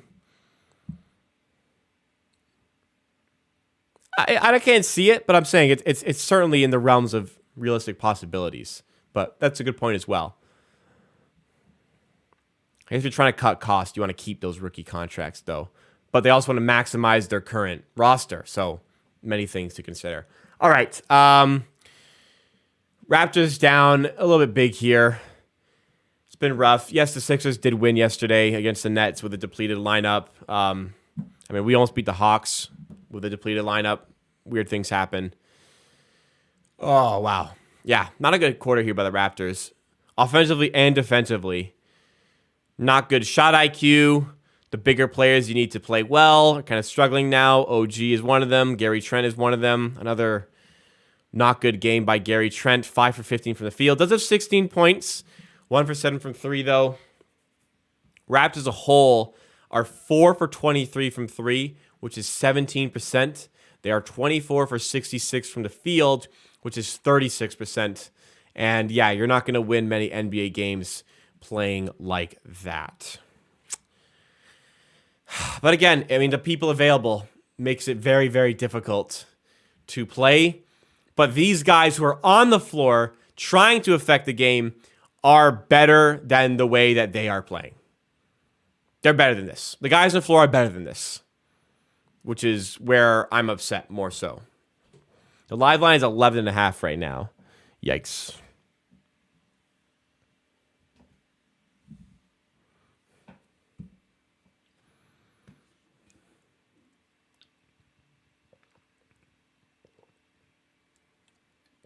Yeah, exactly. 6 Canada. You're 4 for 23 from 3. You're going to be hard-pressed to win any NBA game. Here's Irving. Doughton has checked in along with Juancho a few minutes ago. Open 3 now for O'Neal. Bad rotation, and O'Neal makes us pay. What are we doing? How is he so open? How is he so open? That's just crazy. They're 12 for 25 from 3. That's crazy. OG in the paint, doesn't go. Rebound. Come on, Doughton. Eventually, Juancho tracks it down. I'm not over that Hawks loss either. Raptors have it out of bounds after a Ben Simmons deflection there. They have the ball. 3:33 to go in the third. It's been a brutal quarter. Raptors are down by 15 in this quarter, down by 16 now in the game. Just a disaster on both ends of the floor in the third. Offense has gone cold, not taking good shots. Juancho here for 3. Finally, one goes for Juancho. Raptors 5 for 24 on threes. Juancho is 1 for 5. 13-point game.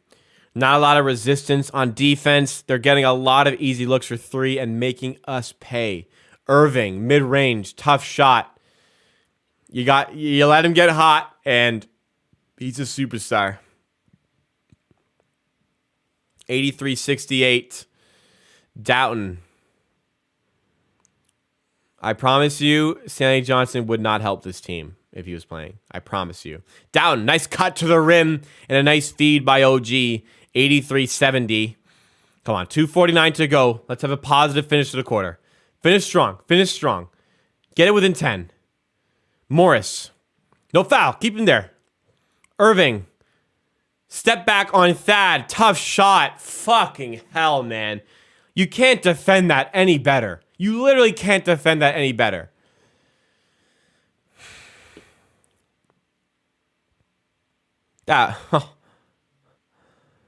Yikes, man. OG throws it down. 85-72. Wow. Irving is on another planet right now. Foul there by Doughton. 2:10 to go. 85-7. Oh, I just said that.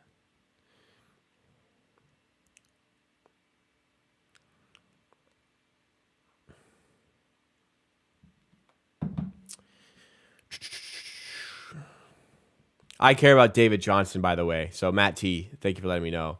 20-point game by David Johnson. Really had no NBA team. Offensive foul there. Raps get the ball back. 2:10 to go. Would really love to make it a 9 or less point game here. What do you think about Scottie Barnes' future? He's clearly a guy that is going to be an important player for this team going forward. And I think the notion that he's going to be bad because he's had a bad start to the season is ridiculous. He is an outstanding player. So much upside. Very high ceiling. Keep your faith in him. I promise. Keep your faith in Scottie Barnes, guys. OG, defended by Kyrie. Loses it briefly. Gets it back, and he's blocked by KD. Rebound. Should be a jump ball here. And it is. Good defense there by Durant. I think Barnes would be multi-time All-Star. I really do. I think that's a multi-time All-Star in the making. All right, jump ball here, contested between Thad and Simmons. Or what are they calling? Oh, Thad's bleeding, so they're going to deal with that. Primo sign him? No. Nope.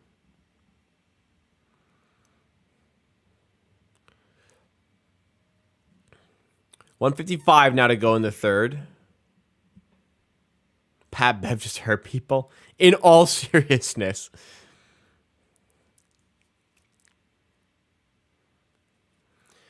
What's going on around the NBA? We'll check that actually at the end of the quarter. We'll go through the box score and through the rest of the NBA slate at the end of the quarter here. Under 2 minutes to go now. Do you think Raptors will tank for Victor Wembanyama? No, I don't. Thaddeus Young back in here. Sorted out the blood. He's going for a jump ball with Ben Simmons. It's up, and it's tipped by Simmons to Irving, who is now on a fast break, and he lays it. Oh, he misses the layup. Excuse me. Thaddeus Young's contract, I think it's like $9 million this year and next year. It was like 19 total for 2 years, something like that, or 16 for 2 years. Boucher for 3, no good. I actually think it was 16 for 2 years, including this year. Harris for 3 in transition, no good. Raptors catching some breaks here. Not Vetman. No. Look, Thaddeus Young's been outstanding, so he's worth every penny right now. Down to Thad, defended by Irving. Can we get a cutter? No. So Thad says, I'll do it myself. Weaves in between KD and Kyrie. Puts in the lob. It's a 11-point game. Come on, another stop. Get it to 9. Get it to 9 or less for the fourth. Give us a chance. Durant to Simmons. Why is he so open? Outside to Morris for 3, who hits it. They have been relentless from 3, but when you give them wide open shots like that, they're going to hit a lot of them. We're not. They are. 88-74. Defense has been a problem, a big problem in this quarter. They have nearly 40 in the quarter alone. OG to Doughton for 3. Doesn't go. Rebound by Boucher. Nice rebound. Lays it up. Misses the layup. Gets another miss. And he's fouled. Oh, no, he's not. It's out of bounds for a Brooklyn ball. And Brooklyn will have a chance to add on to this 14-point lead going into the fourth quarter. It's just not been good enough on defense. Consistent offense. You're getting like mid-20s every quarter. It's low-ish for the modern NBA, but they have just overpowered you. Simmons, wide open Morris in the corner. What the fuck?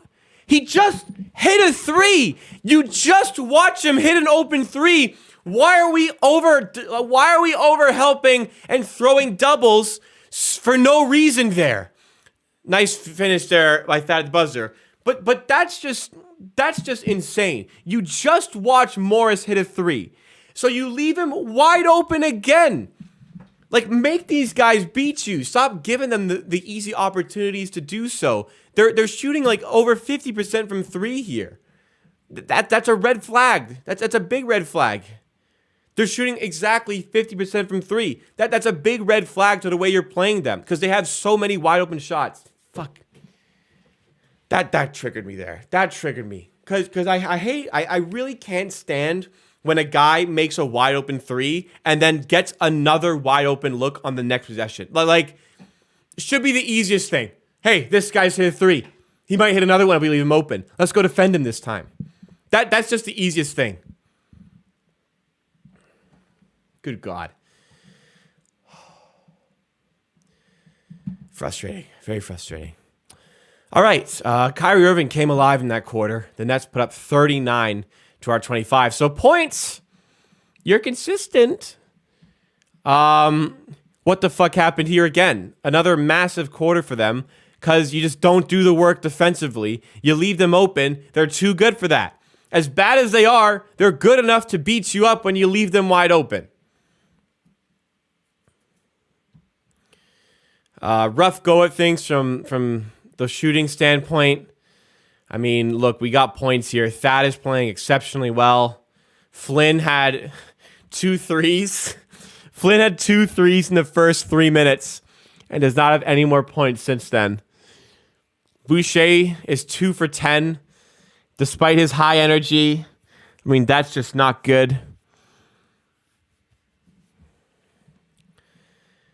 My God. I mean, we're positive when the bench comes in. We're positive when the bench comes in. Team stats, this is it. You're out rebounding them despite your horrible shooting. You are forcing way more turnovers, but they are shooting more than double our percentage from three. We are shooting 19% from three. They're shooting 50. We are shooting 37% from the field. They are shooting 60. That easy. Don't need to explain anything. Right there. Right there. They're hitting everything. We're hitting nothing. Right there. Make or miss league. This is the game that shows it. Kyrie's 8 for 11, actually. But yes, going dummy.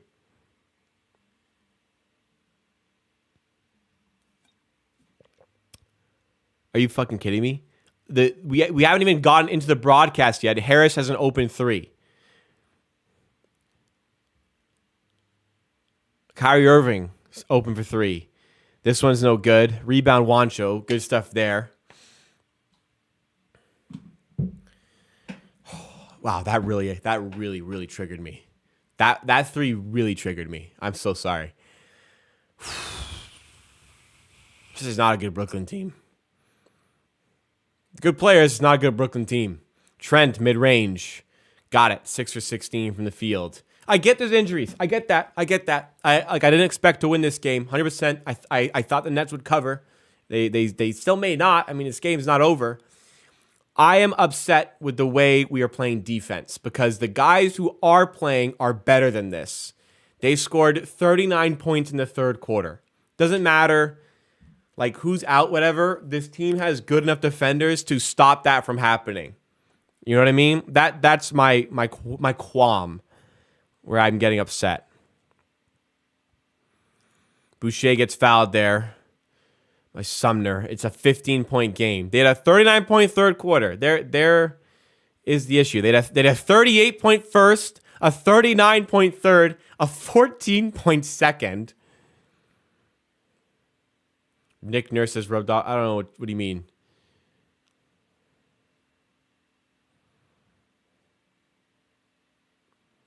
(93-78). Gary Trent step back three, rims out. That puts Gary on a 1 for 8 number from three.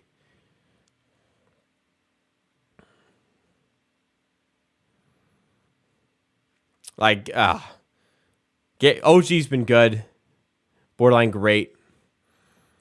Gary's a guy that with all the injuries, you need him to step up. Has a lot of points. Doing it in an ugly way.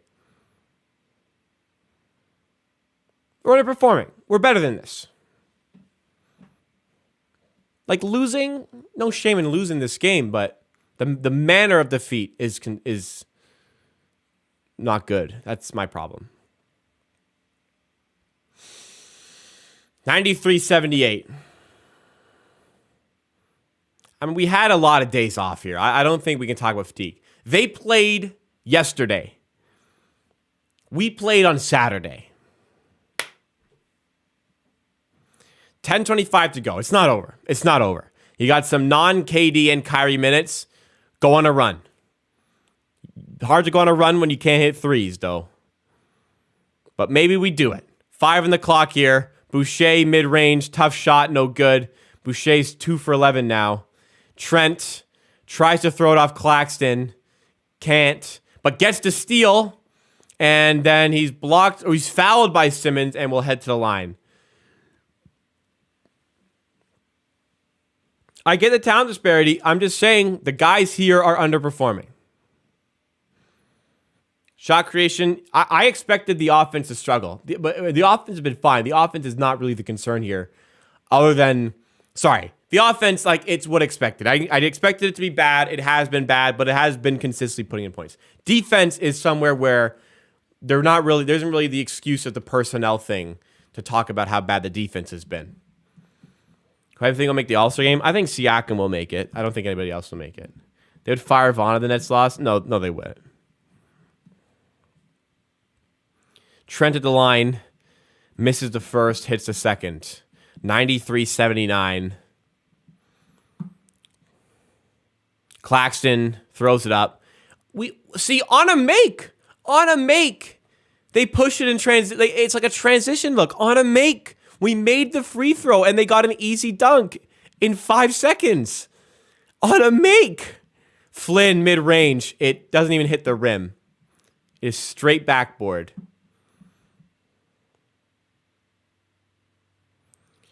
O'Neal for 3. 19-point game. This is bad. This is bad.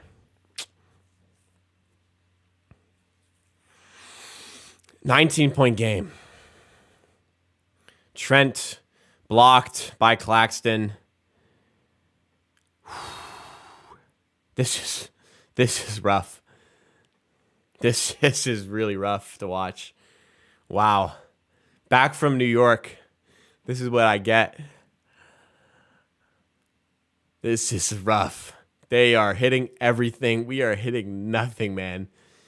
You guys hear about the Arizona Cardinals coach got left in Mexico City after groping somebody? We didn't get left there, but they fired him. I don't know. Actually, maybe did they leave him there? I don't know. That's kind of crazy, right? I did see that. Right after they got groped by the 49ers and lost by fucking 28 points. Simmons to Claxton. Now Sumner. Nets moving the ball around. By the way, no KD or Kyrie on the floor. They're doing this. O'Neal for 3. That almost dropped, man. Boucher driving. Tough shot. No good. Gets his own miss. He's fouled. Boucher. I don't think he's necessarily been bad, but he is 2 for 12. And you kind of needed better than that. As much again, he's been fine. He's rebounding well, but that could be better. No Jesus saving my stress here. Again, like I spoke about it in the amateur TV video today. If you guys watched that, yeah, like you can't have the high expectations for this team. There's going to be some ugly losses with all these guys injured. That's the reason it is as bad as it is at the moment. But I'm going to reiterate my stance that this team out here right now playing is better than they are showing. Right? Like the loss to the Hawks. Frustrating because if Scottie Barnes just dunks it, we win that game. If Scottie Barnes doesn't overhelp in overtime, maybe we win in double overtime. Though he had an excellent game. But you lose by 2 to Atlanta. A full strength Atlanta. No shame. You played well. This one's depressing, quite frankly.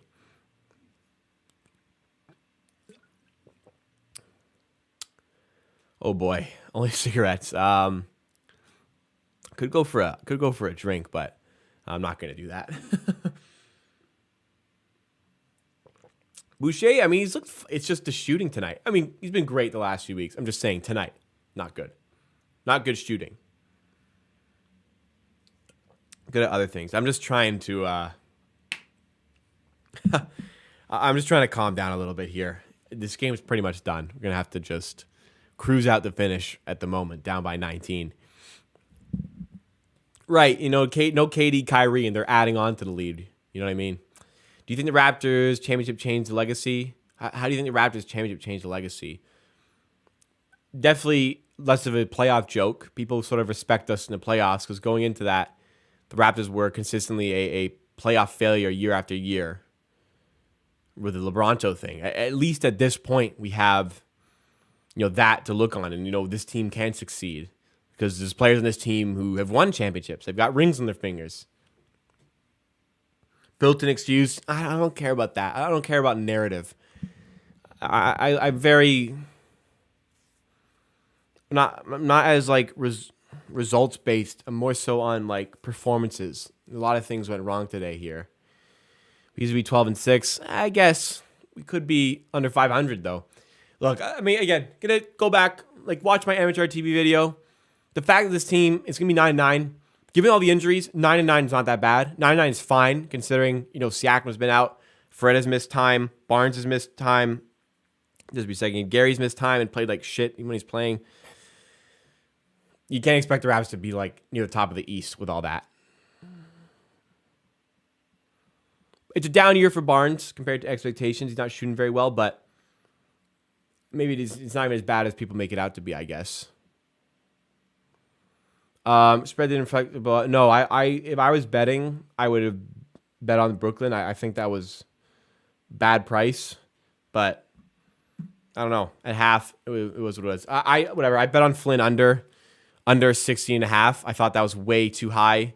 He had 6 in the first 3 minutes and has 0 since then. So my stance looks to be correct there on the Malachi Flynn player prop.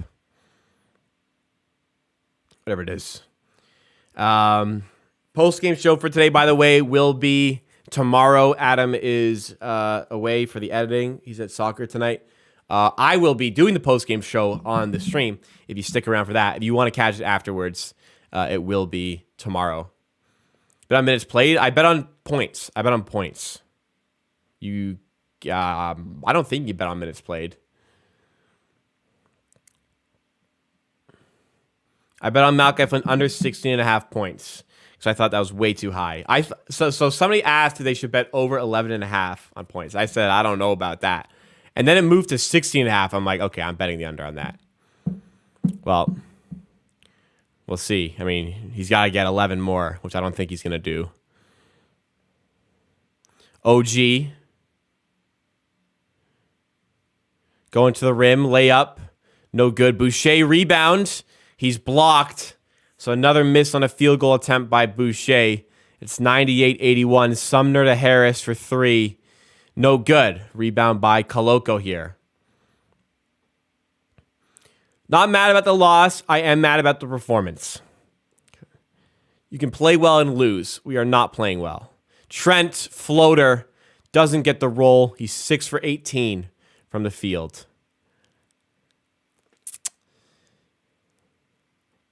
Ben Simmons gives it to Sumner for 3. No good. I answered that question already. Effort looks down on defense annoyingly as well. I mean, you saw what we could do. We held them to 14 points in the second quarter, and they scored 40 basically. They scored just under 40 in the first, and also just under 40 in the third. Like, we were right there, and they exploited us. Granted, there were some big shots by like guys like Irving, but a lot of fundamental things go wrong. They're shooting really well. We are shooting very poorly. It's just been bad. Bad on both ends here. Again, they're at 57 and 44 from the field, so they've cooled down. We are shooting 37 and 19. What can we do?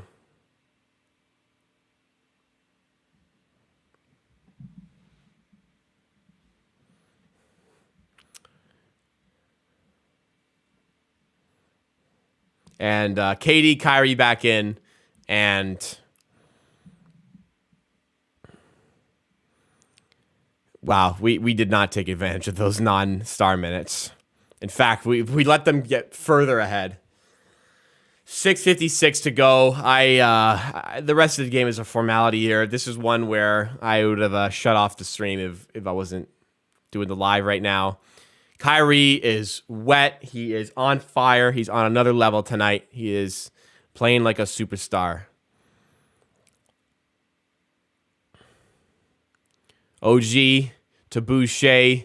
Mid-range look. Another miss by Boucher. I think he's 2 for 15 now. I mean, you can't not shoot that, but he's 2 for 14. Kyrie in the paint. It's a travel. Late whistle. Foul called on Kem Birch. I mean, look, OG 7 for 20, 0 for 3 from 3. Gary Trent 6 for 19, 1 for 8 from 3. Boucher 2 for 15, 0 for 3 from 3.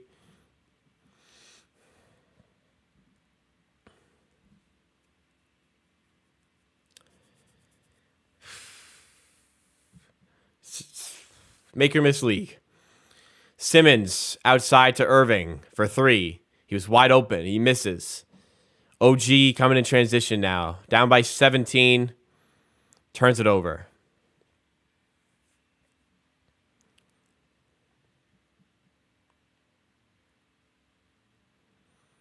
5:48 now. Just get like is Harper here? Get Harper in. I don't know if he's here actually. Get the. Don't get in Flynn. Make sure Flynn goes under 16.5. So you know what? Don't go to garbage time just yet. Birch throws it down at the rim. 15-point game. I mean, Gary's not hitting threes either. I don't know what to tell you.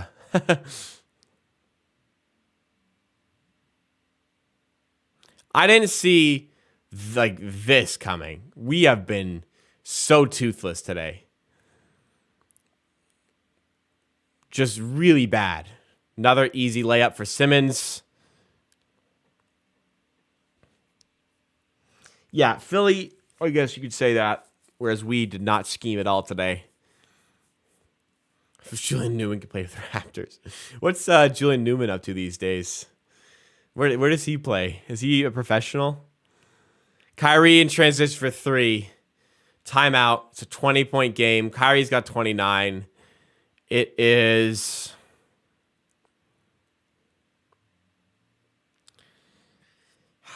going to be garbage time here. Oh, lordy. All right. I work way too hard during the day to not maximize my free time. I am not just going to sit here through garbage time for the sake of it. Therefore, we are just going to dive into the post-game show now. Yeah, offensive consistency is trash. It's the defense that is more concerning for me. Let's wrap it up. Let's do our post-game show. I work too hard during the day to not maximize free time. I'm not just going to sit here and watch garbage time. Raptors are currently down 105-85 to the Brooklyn Nets with 4:40 to go. Nick Nurse has called a timeout. It is a blowout. Let's just wrap it up with the post-game show here because nothing is going to change for the rest of this game. So the Raptors, they came into this one as very marginal underdogs here. Brooklyn were -2.5, -3 favorites here. And I thought that was a little bit strange given the sheer amount of players out for the Raptors tonight. Siakam out. Van Vliet out. Barnes out. And those are your 3 main ball handlers. If one is injured, the other 2 take a higher load. All 3 out. So your 4th choice ball handler would be Delano Banton, also out. Otto Porter Jr. also out for this one. We knew it was going to be tough. I thought that the spread was a little bit short.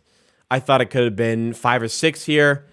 Brooklyn really show out. It shouldn't have been more than that, but Brooklyn really show out. They're up by 20 here. And granted, the Raptors could make a run, but this game is definitely over. We knew they'd struggle offensively without any shot creators, really. They did. Oh boy, did they struggle offensively, and we're going to get into that. They struggled immensely defensively, and I'm not upset about the loss. Like, you go to the Atlanta game where we should have won. If Scottie Barnes dunked it, we could have won that game. We would have won that game. If it didn't overhelp in overtime, we go to second overtime instead of having that buzzer beater, although we did have a really good game, Scottie Barnes, whatever. You lose by 2 to a full-strength Hawks team with that cast of players. You take that. Moral victory, you play well. Today, you get none of that, because it was a disaster performance on both ends of the floor. Now, again, I'm going to reiterate my stance that it is what it is, given the injuries. I didn't expect to win this game. Didn't expect us to put up a ton of offense here. I expected better effort. I expected better shot selection. And I definitely expected better defense, because the Brooklyn Nets absolutely toyed with this Toronto Raptors team tonight. And they took advantage of the depleted team. With all these guys out, you need to have some bigger players step up for you. The Raptors didn't get that. OG was 7 for 20, which, isn't bad. Let's look at the stats here. Not bad, but 5 turnovers. You're asking OG to take the ball handling load. It's not something he's capable of doing. He was a -20. He's currently a -29. Oh my God, he's a -29, which is the worst in the team. 15 points, but not a lot elsewhere. Gary Trent is 6 for 19. He went 1 for 8 from 3. 3 steals, cool. 3 turnovers, 19 points. had another rough game. Didn't look good defensively. Nick Nurse called him out during the week. Not a lot changed. Boucher had 16 rebounds, 8 offensive, 12 points. He shot 2 for 15. He shot 2 for 15. And this is not a guy. To preface, Boucher has been great the last few weeks. But today, this is not a guy taking tons of jumpers here. This is a guy getting all of his looks at the rim. 8 offensive rebounds and only 2 field goals made. Man. Chris. Juancho continues to not be able to hit threes. Does other things positively, though. I'll give him credit. He played well today. 8 rebounds, 3 steals. It's strange that he's not hitting threes but doing other stuff well. Down, I thought, looked good today. Not much else to like. Koloko was meh, not great. Thad looked good. 12 points, 8 rebounds, 5 assists, 2 steals. He looked good again. He's been so good recently. Malachi Flynn hit 2 threes in the first 3 minutes of the game. And as you see, he did nothing else for the rest of it. This was a big opportunity for Flynn to solidify some sort of role for this team. Everybody says he doesn't get any chances. He never gets an opportunity. Well, today, our best 4 ball handlers were missing from this game. Number 5, Malachi Flynn, and he does nothing all game after the first 3 minutes. Can't say he didn't get an opportunity here. He had all the opportunity in the world to play well. He didn't. Going to the Brooklyn side of things, you got superstar Kyrie tonight. He goes 11 for 17, 29 points. You get KD not having to do the most. He gets 12 points, 7 and 5, 3 blocks, plus 30, best in the team. Our bench was the good point of this game. Simmons played really well here. He's looking better in the last week or so. Claxton was dominant. O'Neal was wet, 5 for 8 from 3. Their bench did enough to compensate for, or just fill in for the amount of points here. I mean, we're better than this. They got 38 in the first. We went on a 16-0 run. We keep them to 14 in the second quarter. We can defend this team. Then they put up 39 in the third. You fall asleep on defense. They get hot. Timeout management was awful. Before we go into team stats, they went on a huge run. Nick Nurse called a timeout too late before it already got out of hand. And then they got one make after the timeout, and he called another timeout, which means he couldn't stop the run that continued with another timeout because he couldn't burn another timeout. The timeout management, again, poor from Nick Nurse. Team stats. They're going to shoot mid-50s plus and high 40s from 3. We're going to shoot 36-24 in that range. They only get 7 free throws to our 23. We shoot way, way more than them. We out-rebound them somehow. We force way more turnovers and still get absolutely blown out here. Just ridiculous. Just ridiculous. Just, that's bad. Now, again, I'm going to understand that the amount of guys missing, we're probably not going to win this game. No problem there. No problem there losing to a almost full strength Brooklyn team given the injuries. My problem is the manner of this defeat. This is a really, really bad performance. We are missing guys, but the players that were here available to play today are better than this performance suggested. Especially considering the fact we got a ton of rest having played last on Saturday. They played last night. And they looked like they wanted it more. They looked like they hustled more. They would get like transition easy twos off of our makes. Like not even our misses. Off of our makes, they would push the ball and get easy twos. So tons and tons of things went wrong for this team. And we need guys back. Now, season as a whole, we're 9-9 now. Considering having missed Siakam for most of the season, dealing with Barnes injuries, Van Vliet injuries, Trent injuries, everybody injured at one point or another. 9-9 is not bad. 9-9 is not bad. It's not where this team wants to be, but 9-9 is not bad considering the circumstances. But Performances like this are really inexcusable, regardless of the players that are missing, which is very, very unfortunate. Also against Brooklyn, they're now 9-10. We moved to 9-9. We have a difficult stretch of games coming up. Fortunately, it's Wednesday. The next game is on Saturday. You have 2 full nights off. Get Fred VanVleet back healthy. Get Scottie Barnes back in. This won't be as ugly, but we typically struggle immensely playing against Luka Doncic. That's what we have there on Saturday. Brutal loss for the Raptors. They're making it look better in garbage time. I see over here. There's 29 seconds to go, but injuries aside, this team, these players that played today are better than they showcased here. Let's rebound well for the Saturday game against the Mavericks. This game was frustrating and a little bit depressing, to say the least, coming back from vacation to this. So that's it. Thank you so much for tuning in, guys. Make sure to drop a like if you did enjoy, and make sure you are subscribed for more content from the Amateur Production Network. Raptors content all the time. Remember, I have 4 channels. Amateur Sports, main channel for Raptors content. Amateur TV, second channel for Raptors content. Amateur Clips, the best highlights from our streams. And Amateur Bets, educational betting content about the NBA. Guys, thank you so much for joining me tonight. I really appreciate the support, especially coming back from vacation, missing the one on Saturday, took a week off. Appreciate it a lot. Thank you for the vibes tonight. Mostly good, even considering how poorly the Raptors played. Vibes as a whole were quite good tonight, which was great to see. Unfortunate loss. Let's try to rebound and make sure that we stay above 500 or stay at 500 better. Because we haven't been under 500 this season. I don't want to start on Saturday.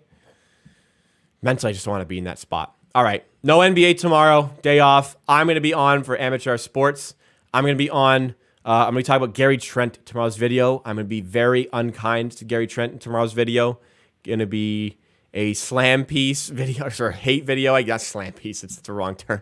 Going to be a bit of a hate video with constructive criticism, as always. So thanks again, guys. Before you leave, be sure to drop a like. We're 6 likes away. We're 3 likes away from 100. Please help me get to 100 at least by the end of this stream. Before you go, drop a like. Subscribe to Amateur Sports for more like this. Let's hope to have a better one on Saturday. In the meantime, come back tomorrow on Amateur Sports to see my Gary Trent Jr. video.